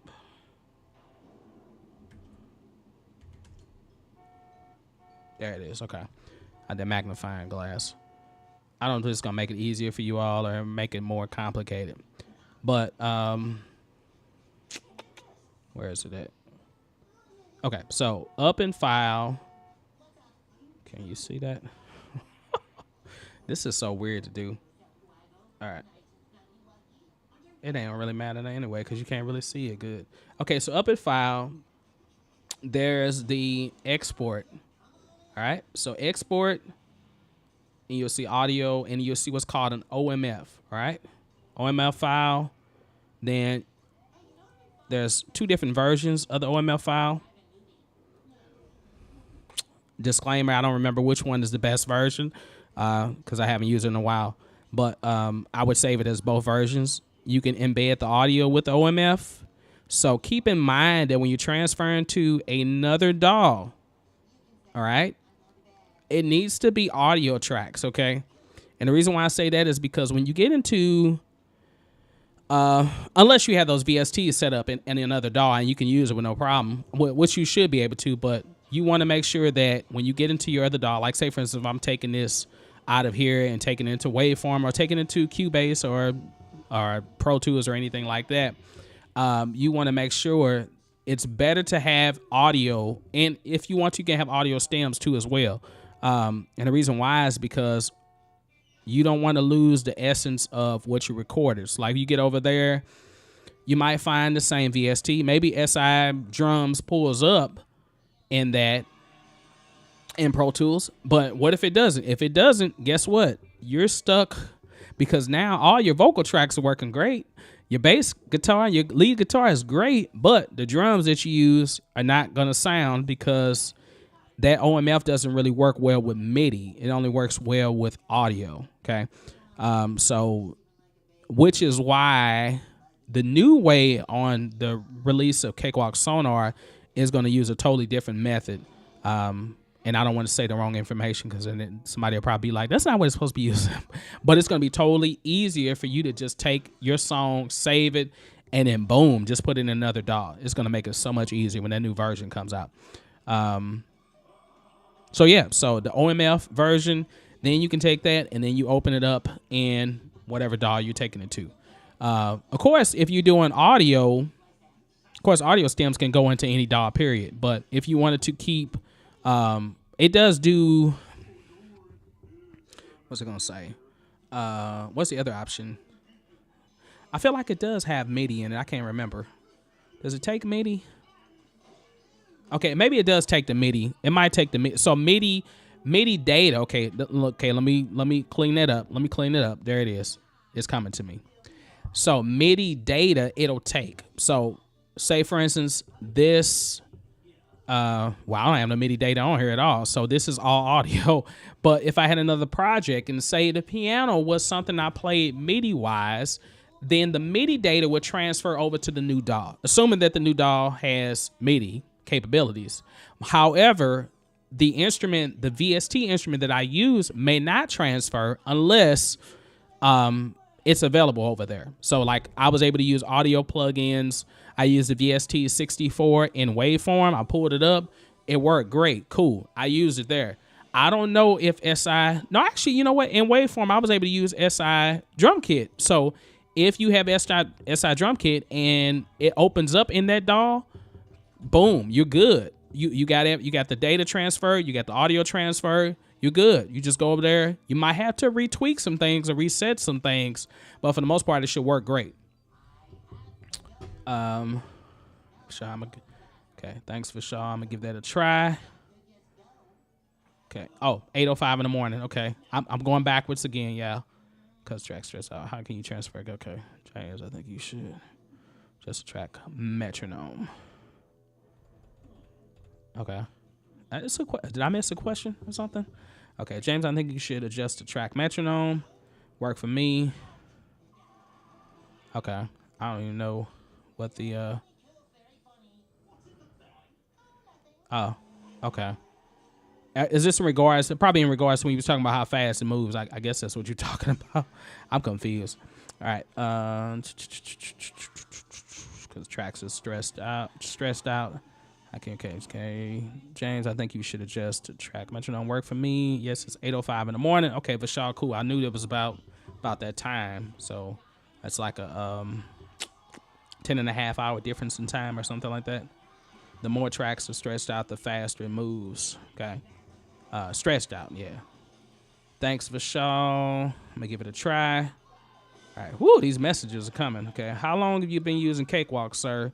Dad, how long we been using Cakewalk? My dad is on here, you all. So 1994 was when we got, I want to say we got Cakewalk. What was first? Cakewalk 3.0? Something like that? I think it was Cakewalk. One of them. 1994 was when we got, if I'm correct, 1994, 1993 was when we got our first Hewlett-Packard Bell. No, I take that back. Was it 1997 when we got the Hewlett-Packard Bell computer? Since the 90s, I'll put it like that. Let's make a long story short. I've been using Cakewalk since the 90s. So before that, I was using my dad's Tascam 4-track, 8-track tape, cassette tape. So that was what I was using before that. So to answer your question, Natalia. Let's see. Vishal Cakewalk is pretty easy to use interface, unlike FL Studio. Oh my God! Don't get me started on FL Studio. FL Studio. But I used to use Fruity Loops before. You know, of course, they changed the name FL Studio. But I used Fruity Loops once before too as well. But the way it's set up and how you gotta rig stuff to get things to work, that's crazy. But some people will swear up and down that FL Studio is so easy to them. It just depends on, you know, which one you get. So I mean, everybody's mind works a little differently. So one DAW might be easy for Cakewalk, it's hard for some people, you know, and it might be easier for the other one. So the more your WAV files are stretched out, using the plus button, the faster and the DAW moves in play mode. Yeah. Okay. Yeah, I'm only working with Sonar, and Cakewalk and other DAWs are too much for me. Yeah. I mean, yeah. Just, it's like once you get into a safe spot where you're able to really start understanding things and you can create real quick on the fly, why would you want to change your workflow? Like, that makes sense to change your workflow. Only reason I explore other DAWs is because somebody's going to ask me a question about another DAW, and I'm going to be like, I've never used that one before. I don't know how to work it. So, okay. B. Thanks. Really helpful. Are you welcome, David? Welcome. I don't know. Have I greeted you yet? I don't know if maybe you just got on. But hi, David. How's it going? Hope you're doing well wherever you are. Yeah, that's what I was talking about. Okay. Got you. Since the 1989s. Yeah. Yeah, so 1989. So, wow. Makes sense now. Yeah. But believe it or not, there's still stuff on here that I learned that I still don't know. And I mean, it's a need to know basis, right? Sometimes when you get in production, you do what you need to do. You don't try to learn everything. It's kind of like, I'm gonna use this analogy. When you're a baby, you first you learn to roll, you learn to crawl, you learn to walk. Imagine you learn to walk, and then you say, you know what? I learned to walk, but now I want to know why shoes are made, why shoes have certain depth and certain dimensions, and why these shoes make me walk this way. And then I want to know how to walk backwards, and then I want to know how to skip. You know, I mean, those things eventually come, but at that point in time, you don't really think about like how to do all the advanced stuff. You think about what you need to do. I want to know how to get in here, record my piano, and sing. Boom. 2 tracks. There you go, right there. That might be the only thing that you use Cakewalk for. And then maybe one day you might say, I want to put down a track. I'll put down a drum track. And so now you got 3 tracks. Or unless you're separating drums, now you may have 4 or 5 tracks. So, I mean, that might be the simple part. Like, and you might say, I don't really need to mix it, because I'm not really putting the music out anywhere. I'm just recording because I like to record. Well, then you don't have to worry about mixing because you're not really trying to put it out. But if you want to put the music out, then you might say, hey, I need to mix the song. Now you got to learn how to mix the song. So I take on bits and pieces as they come. That's why when I'm getting the DAW, it's some stuff I feed and I explore based off of what you all send me or what you all, sometimes people are like, hey, do you know how to do like that MIDI mapping thing, drum map?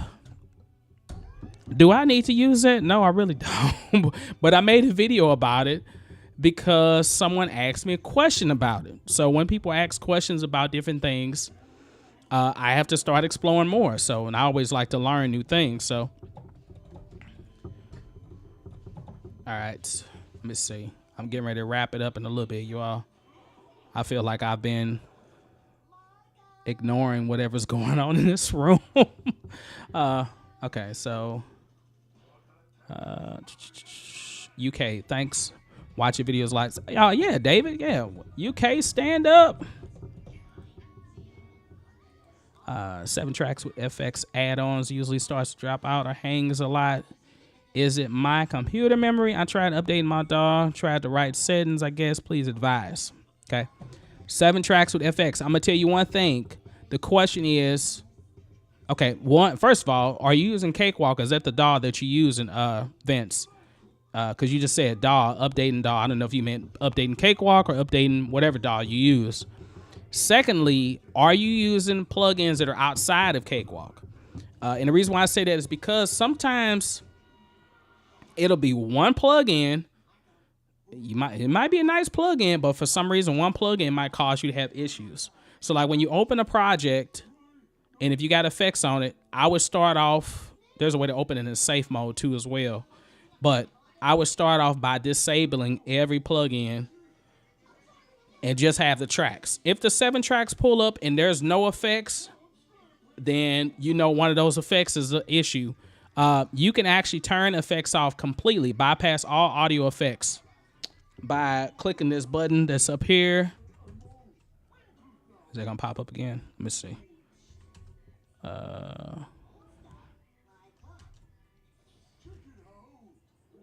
There it is. Okay. I'm always trying to figure out how to do this magnifying glass. Sometimes I forget how to do it. So there's hopefully this helps. There's a button that's right here. It's called FX. Bypass. So even before, like now, if your project is opening up and it opens up okay, but as soon as you get ready to play, it starts freezing or having issues, press this button and that will disable all the effects. And then you can go by and then you can literally disable the effects. Like I can disable that one, disable all the effects, and then you can turn the effects back on. And then I can say, okay, I got this one disabled. Let's play it. Everything's playing okay? Cool. How do you unstretch the tracks out?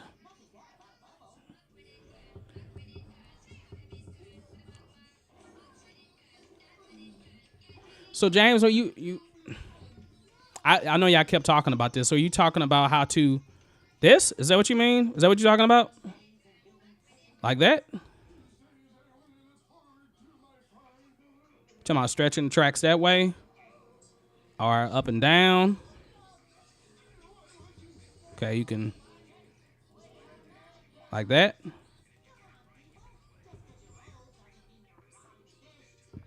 You can do plus and minus signs at the bottom, or you can actually set up your keys to as shortcuts to allow you to do that too as well.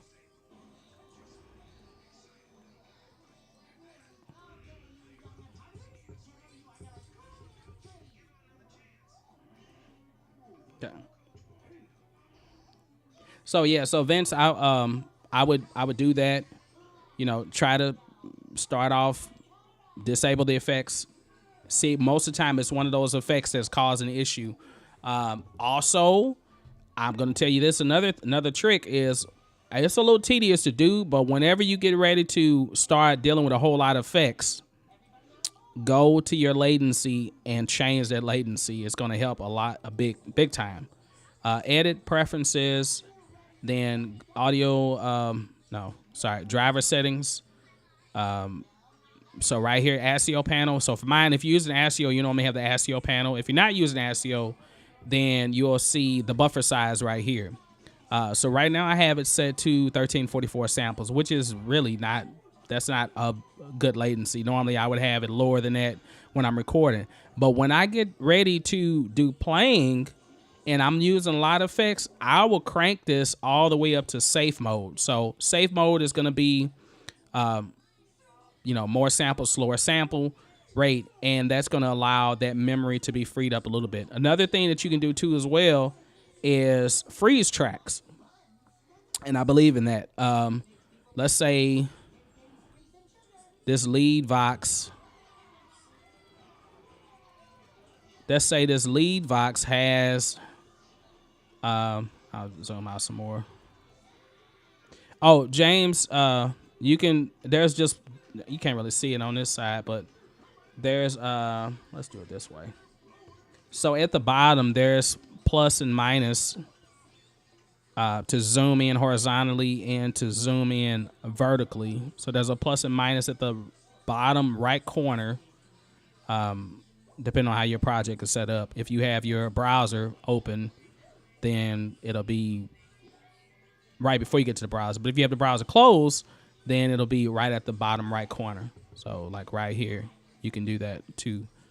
stretch them out. Or you can also minimize them by the record strip size, and then there's shortcuts to lower all of them at the same time, or to collapse them all at one time, or open them up all at one time. Let's see. Okay, so what I was saying was okay, I'm losing my train of thought. Where was I at? Oh, got it. Freeze track. So, for instance, say if this violin part has 2 effects on it. You can't see it. I'm sorry. Let me switch this over. There we go. All right. So say if this violin part right here has 2 effects on it. Now say if these effects are like, some effects are memory hungry, like they eat up all your memory resources. So it's a good idea to freeze the track. So what freezing does, it temporarily writes everything, all the data, the audio data, and all the effects. So if I freeze this track, it's going to basically bounce it down temporarily. And then what I can do is I can take that, or you can keep it freeze like that if you want to, or you can take it and you can copy it to a new track. So you can press Control, Shift, and that'll hold it right in the exact same place. And then you can drag it down to another track, or you can add another track in and do it that way. I don't know what I just did, but I didn't mean to do that. Okay. Or you can undo it. Control Z to undo. So that freeze will write all of the effects there. So this is helpful when you're dealing with, audio tracks is normally cool, but when you deal with a whole lot of effects, you really want to start writing some stuff down, which is the reason why I don't put a lot of effects on the tracks themselves. I use bus or aux tracks to put effects on, and then I kind of send the signal from those main tracks to the aux track or to the bus. Mal Stewart. Okay, bro, help me out. I tried to raise the volume through normalization. It just raised the gain and made the guitars yuck. How do I raise the volume of a section without destroying the sound? Oh, perfect. Cool. Let me give you an example. Can y'all see this good? Let me zoom in. So, all right. So let's say, okay, let's make this a little bigger so you can see it good. All right, let's say that this is my background vocal part. Like, all right, and I can actually see here that this section here is cool. This section is cool, but this section is a little softer, and I want to get that section a little louder. So there's a cool technique that you can do. It's going to require that you split the track. So I'm pressing S on my keyboard to split and split. Now that this section is split, if you hold down Control on your keyboard, you can gradually boost that particular one. All right, it'll raise it. Now this only raises so far. It'll raise it up to the roof, but it raises up 6 decibels basically. So then I can take it and I can say, oh, that's better. Or I can Control Z, put it back where it was. Another option is once you crop it or once you split it, then yeah, normalization is cool to a certain extent. What I tend to do is I like to do the gain. So I'll raise, like if I recorded like one vocal take and maybe it was too soft, then I can come and I can raise it up 6 decibels or 3 decibels or whichever. Or if I need to cut it, I can do it that way too as well. Normalization is good because it's going to put everything at 0. It's going to put it at a flat line, but that might not be good because it's going to make everything, it might make everything too loud. It's going to put it at, the max, not max decibel, but normally 0 unity gain, basically. I put it like that. So I want to say 0 decibels, but not 0 decibels, but it's going to put it at unity. So it's going to put it, the maximum of the volume that it normally could. So that might not always be ideal.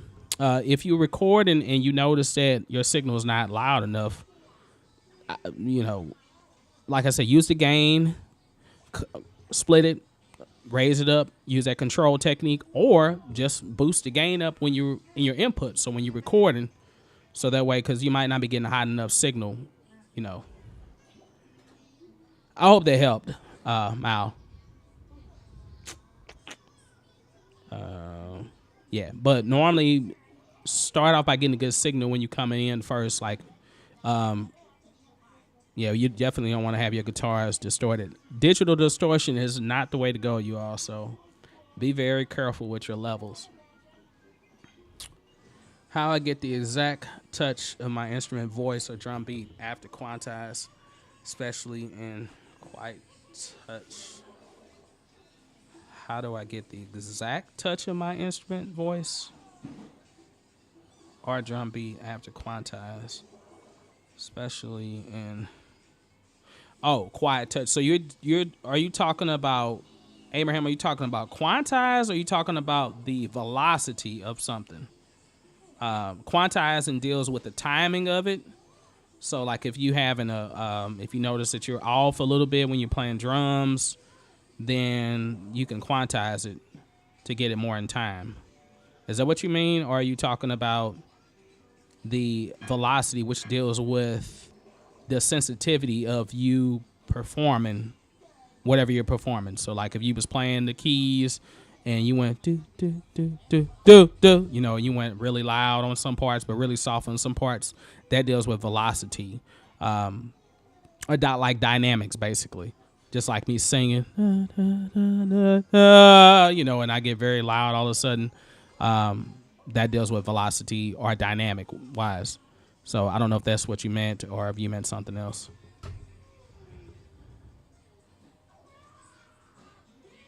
Oh, no problem, Mal. I'm glad I can help, man. Do the same if it's too loud. Oh. Yeah, David, if it's too loud, yeah, if it's, I think that's what you're saying, David. So yeah, for as that audio thing, if it's too loud, yeah, you can press control and bring it down, or you can just highlight the whole track and just go up to that gain level and cut it down some. But if it's too loud and it's clipping when you come in, then you need to re-record it again. Just don't mess with it. It's always better to get a good signal first off, but I would rather you get a softer signal coming in recording than getting a loud clipping distortion signal, because this is not like the old days where you can distort stuff, you know, like you used to do on analog gear. You can't do that. Digital doesn't work like that. I mean, it'll just clip out and it might even just mess up the sound. Fast faster touch over split tracks. Brilliant. Thanks so much. Okay. Understood. Oh, I'm sorry, David. You was asking the question. I thought you was responding to Mal. I'm sorry. And yeah, split. Yeah, use the split tracks. I have mine set to crossfade automatically. You don't have to have it set like that. There's an option that's up here, but yeah, just split it. That's only if you want to specifically raise one section or one syllable. It could be one syllable, like one word, like I went to the store, and maybe store was too soft and you just want to do store by itself, then you can raise store up. That's good for leveling before you start doing compression, and that'll make your compression work easier, you know. Let me see. Abraham, I'm still trying to understand what you said. Oh, you said, fast touch over, you said overlap it. Fast touch. Yeah, I'm not understanding, Abraham. I want to help you, but I gotta make sure I don't know. I feel like you're talking about playing wise. Like, okay, here we go. Give me something good. Tell me something good. When I quantize my touch, it becomes over, especially in fast touch.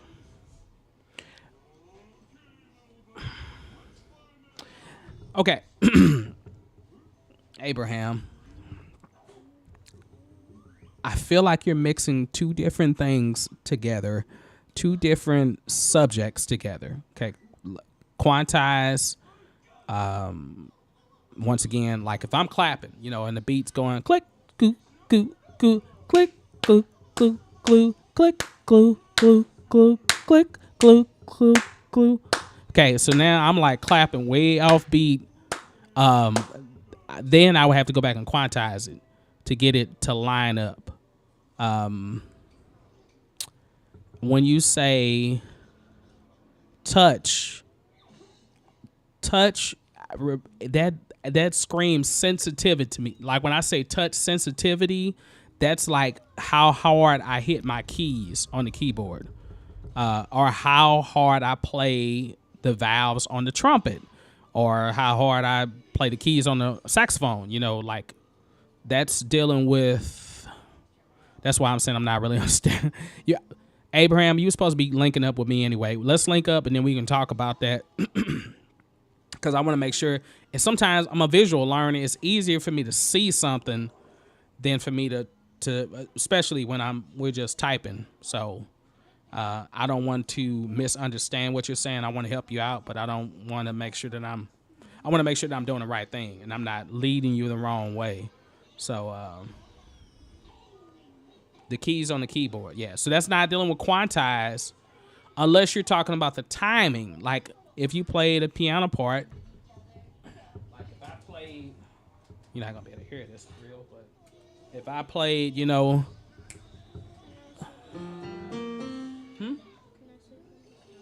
what? Can I sit on the couch? Not right now. No. So say if I had this click track on, can I just play click track? Okay, actually, I don't want to play. Let me mute everything else. Can I at least get a fruit snack? Yeah, go get one. So say if I had this click track, right? And I'm on my piano.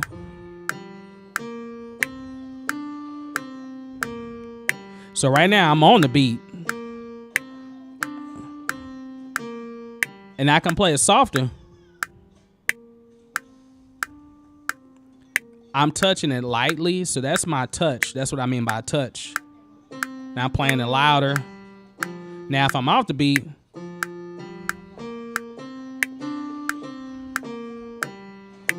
okay, notice how some notes fall exactly on the beat, and then some of them are early, and some of them are behind the beat, okay?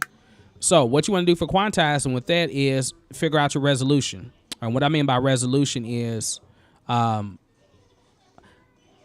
let's talk about the metronome first. All right, right now my metronome is at 90 beats per minute, all right? So we heard what it sounds like.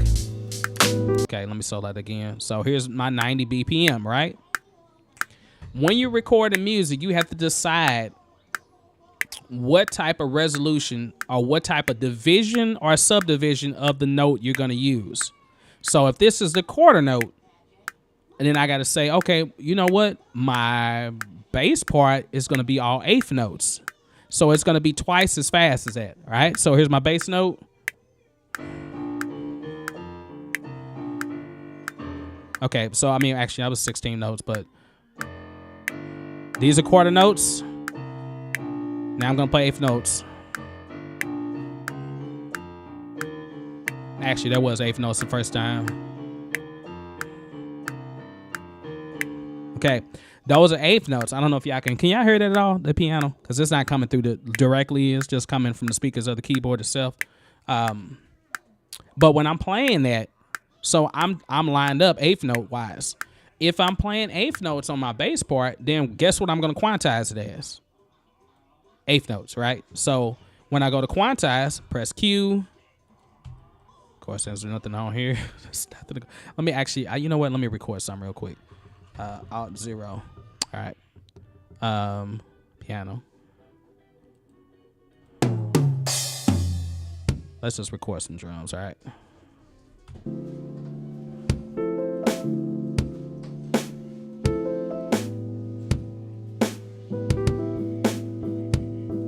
Okay, all right, so I recorded, and I definitely was not listening to the time. So let's hear that in comparison to the actual metronome.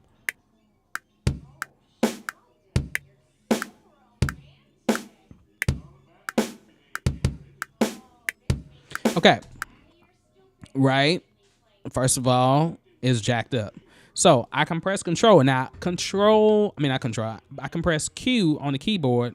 Should pull up quantize, hopefully for you. If it doesn't pull up, then you can always go up. You can edit. Where is it at? Is it on here? Edit.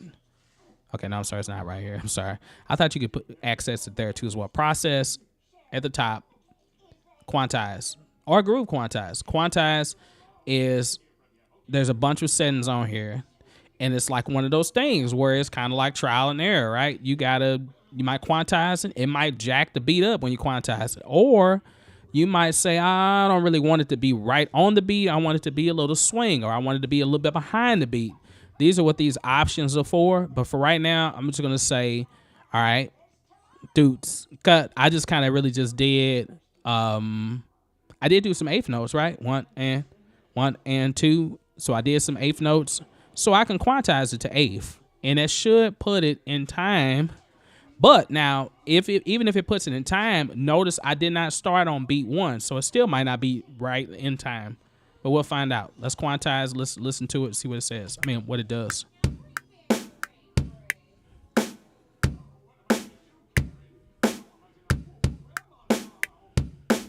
Okay. Not bad. First two.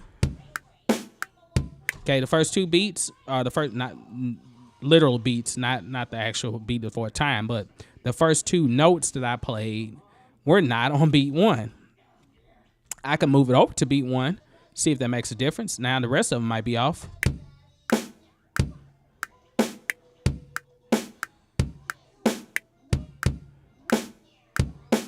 Okay, it's still in time, even though I'm playing on various different eighth notes. Now, if that was like, okay, the first three things that I played were cool, but I didn't like the other part. So the first three notes are fine, right? Okay, that's all on the beat. Boo, cut, boo. 1, 2, 3. So that's right. So now I can take this and I can say, well, it needs to move over. And this is where I like to start dealing with what's called the snap. Snap is at the top. Hopefully you can see it. But the snap is, it allows you to move clips. We call these clips, right? Each of these little sections are called clips. Allows you to move the clip to various different syncs or synchronizations of division of time. Basically, I put it like that. That might be more than you need to understand, but basically, if I'm on beat one, measure one, beat three, whatever, how many ticks or whatever it is, I can move this over, and wherever I move it, it's always going to be moving by 16th notes. And that's because right now I have it set on 16th. But if I right click, then I can change it to 8th notes.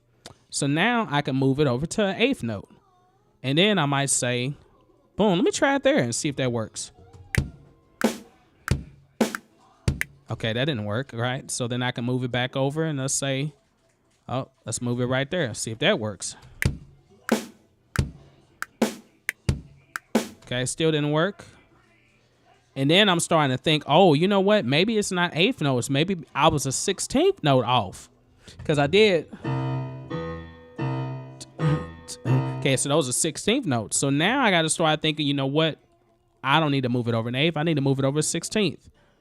So let me move it over a 16th and see if that works. Okay, closer. Then I'll move it over again.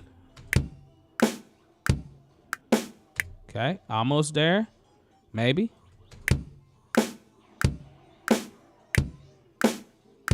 Okay, and now I fixed it. Now I can see this. I can eye it because I'm used to looking at patterns, but I can eye it and tell, oh, if this is not an equal distance from this pattern, from this particular note to the other note, then I need to just have them be an equal distance.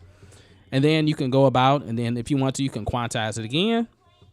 But that's some of the stuff that you're going to do, like if you really want to get it sounding the way you want to sound. But if you're having an issue, hold on, let me read the comments first before I keep going.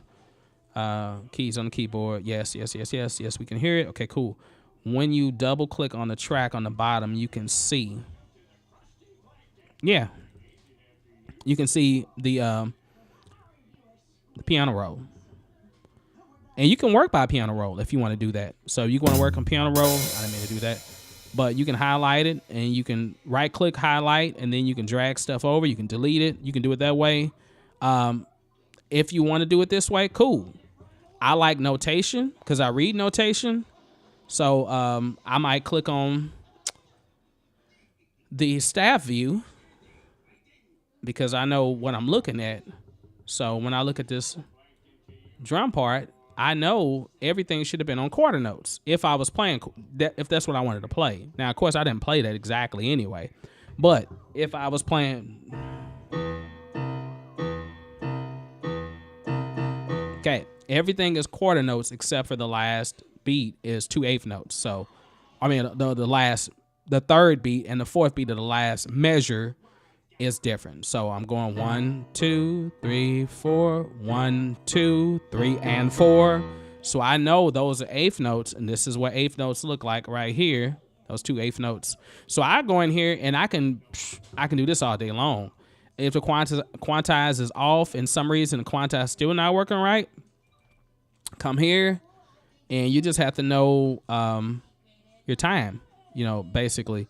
So measure 1, beat 4, 35 ticks. 35 ticks should not be right. I want that to be right on 0. So I'm going to press 0, and then that's going to line it up perfectly. Okay. Notice that it was still even off. Like it shouldn't even been at 34. I thought I quantized it. But if you quantize it again, and then it should be better. Now you see everything moved over a little bit.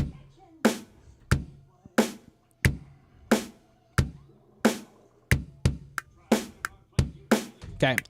Everything's in time now. And even though I got that little eighth notes, even though I put that in there, it's still relative to the time signature and the BPM that I'm going for. It's trial and error. It's a lot of stuff you got to get in here and play with. But if you notice that the quantize is off, this is probably the issue. This is probably the issue. What's up, man? Go get one. Okay, so this is the issue. Latency. Latency is everything.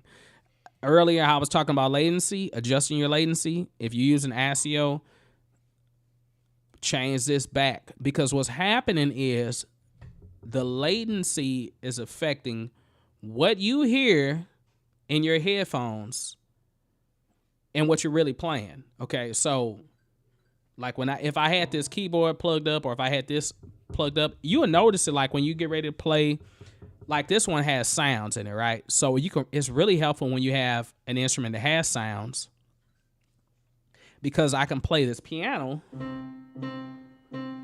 And if I was hitting this note, and let's say I'm playing a piano that's within Cakewalk, I'm using SI piano. When I play this note, I'm hearing acoustically the real sound, and I'm also hearing the virtual sound that comes from Cakewalk. And sometimes they'll be ever so slightly off from each other. This is that latency that we hear. So what happens is when you're recording, you thinking you nail it. I nailed that part, and I know I played on time. But what happens is audio to digital conversion. This is analog. You playing as analog. And when it goes in digitally, it has to be converted back out analog so we can hear it in the headphones or in your speakers. And so the computer picks up the signal a little late. So you think you're playing on time and you're really not. So this is why you got to go adjust that buffer size. And you get it as low as you can without having issues. If you start to have dropouts, though, a lot of dropouts, bring it up a little bit, make it a little more safer. Or if yours looks like this, you're using a buffer size, get it closer to safe. Sometimes you just know that whenever you record, whether it's recording audio or MIDI, that it's going to be off a little bit. And if it's off a little bit, I use what's called the nudge technique. Say this part. I think this sets up automatically, or you might have to program your keys. I use my cursor keys to nudge it, and then I can just slide it wherever I need. And what it does, it moves it over ever so slightly. When the snap tool is turned off, then you really can move it freely. Like, you can move it freely. But when the snap tool is on, you can only move it for 16 notes or for 8 notes or for 30-second notes or whatever. Okay. Now, okay, I changed from a Scarlett interface to an Audient. Ooh, nice. Audient, okay, ID4. How do you like that? How do you like your Audient?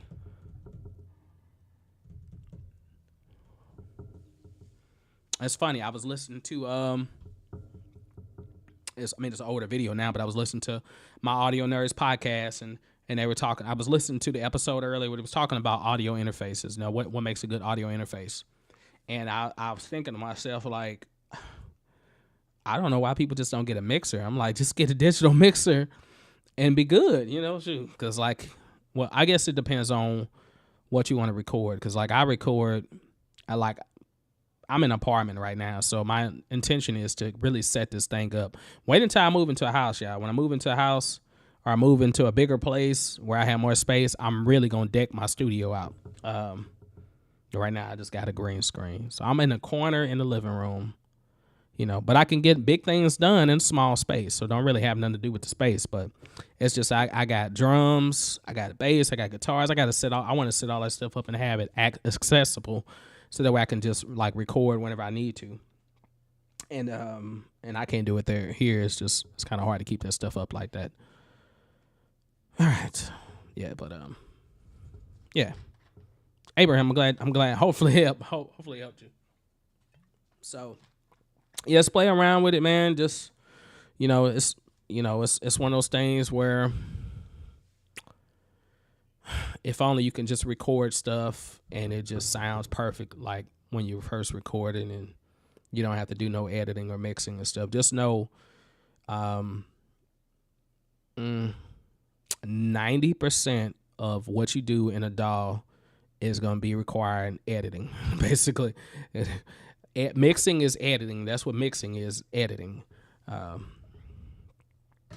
Do you have a tutorial or the link about bus sends and aux? Yeah, definitely. Try to avoid dropouts. Okay, try to avoid dropouts. Okay, yeah, I got that. Let me look it up real quick, cause if you look on a link of any of my videos, if you look in the description on the link of any of my videos, I got to update it too as well. I have I want to call it a PDF. It's a PDF. It's a free PDF. Of course, it requires, you put your email in, et cetera, et cetera. But it's kind of like a database for most of my videos, not most of them because I still got to update it, but most of the really good videos that I've hand chosen to be on there. And it's set up. Shoot, I haven't even clicked on it. Let me see if I can click on it myself. Hope it still works. But it's set up where you can just type in, what you're looking for, and it'll show you the video. Then you can go right to it. It links back to YouTube, but it's just an easier way to find it rather than coming on here. But for now, the video that you're looking for is aux bus sends. Because it's funny, I made a song called The Faders on the Bus. Kind of like the wheels on the bus, but the faders on the bus. Shoot, where is that? Step record. I'm lazy because I should just type it in and try to find it, but I'm just taking my time. I know I'm getting tired too as well. Audio is out of sync. Oh, that's another thing too that'll help. Abraham, you can work on that too if your audio is out of sync. That's another thing to kind of talk about what I just talked about. All right, yeah, forget it. Let me just look it up. Let's go here. YouTube Studio, because I can find it easy here. All right, what is it called? Aux. Yeah, aux sends explained. Routing options. Yep. Here it is right here. So actually, let's do this. Click on it.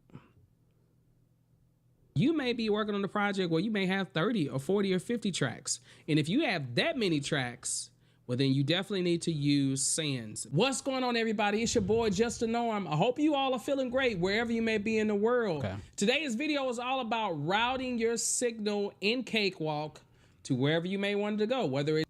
Okay, so that talks about aux Sans and buses. I don't even know if I talk about patch points on there. Patch points is another thing. So, yeah, I mean, it's just crazy what you can do inside a DAW, period. But I put that link there. I don't know if that helps. I think you can click on that, Vince. I think you can. Let me know if you can click on that. If not, I can always email it to you too as well. Or just, I don't know. I can't remember. Let me see. What I was going to say is on here, if you look at the description of a video, is it on here? Let's see.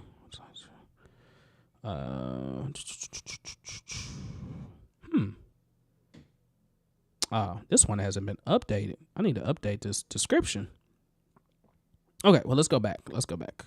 Okay, yeah, I got the vocal template on here, but it should be some other stuff on here. There's a part that talks about the free... No, it's not on here. Okay. So let's go back to something current. Let's just go back to one of the videos that I just did. Okay. So on this video, let's see. Yeah, I think it's on this video.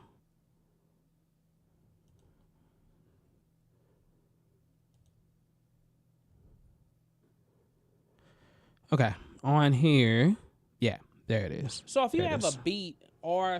Okay, so, yeah, so I got to hear Need More Help, book a one-on-one, best mixer podcaster. And then I have, here it is, download free glossary, a PDF. So when you click on it, of course, you put your email in, and then it opens up. And I actually have a video that talks about this too as well. I actually shoot that. I'm like, I can just do that. What is it called? PDF, right? Yeah. So I think this talks about it. Everything comes bundled with this amazing free software. If you are one that wants to use this software, you definitely will need a guide, a glossary of a list of videos. But I have, this is a short version of it, but I have it. So this is what it's kind of made like. And I have it organized by categories. So like if you say, hey, I want to mix, vocals or whatever. You go to mix vocals part, and then you could, man, I need to pull it up. I wish I can pull it up right now. But anyway, just check the description, and then that'll help you find some of those videos. Like if you have a question like, hey, I wonder how do you mix, vocals or whatever. Or how do you mix to a 2-track? Or how do you use compression, what is compression or something like that? Then you can find it, and then you can just type it, type in compression, and it'll take you straight to the section that has that word in it, basically. So it's like, it's a cool little thing I created. Yeah. I'm tired, y'all. I haven't streamed this long. I don't think I ever streamed this long. I'm getting ready to go to bed. So I love you all. Let's go back to the main screen. Of course, if you are here, and like I said, if you have any questions, definitely email me, or just on any video that you watch, just leave a comment.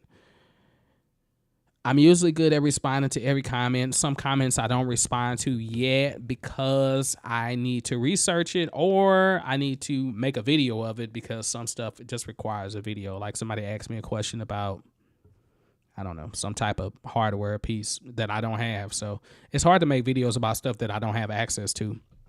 I could make a video about it anyway, but that's the intention. So,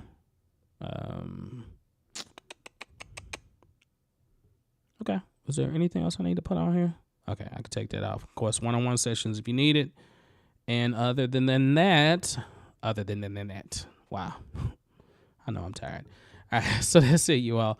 Subscribe to the channel. Like it, share, comment. just have fun, enjoy the rest of the week. And yeah, I got more videos I'm gonna be putting out this week, so it's gonna be good.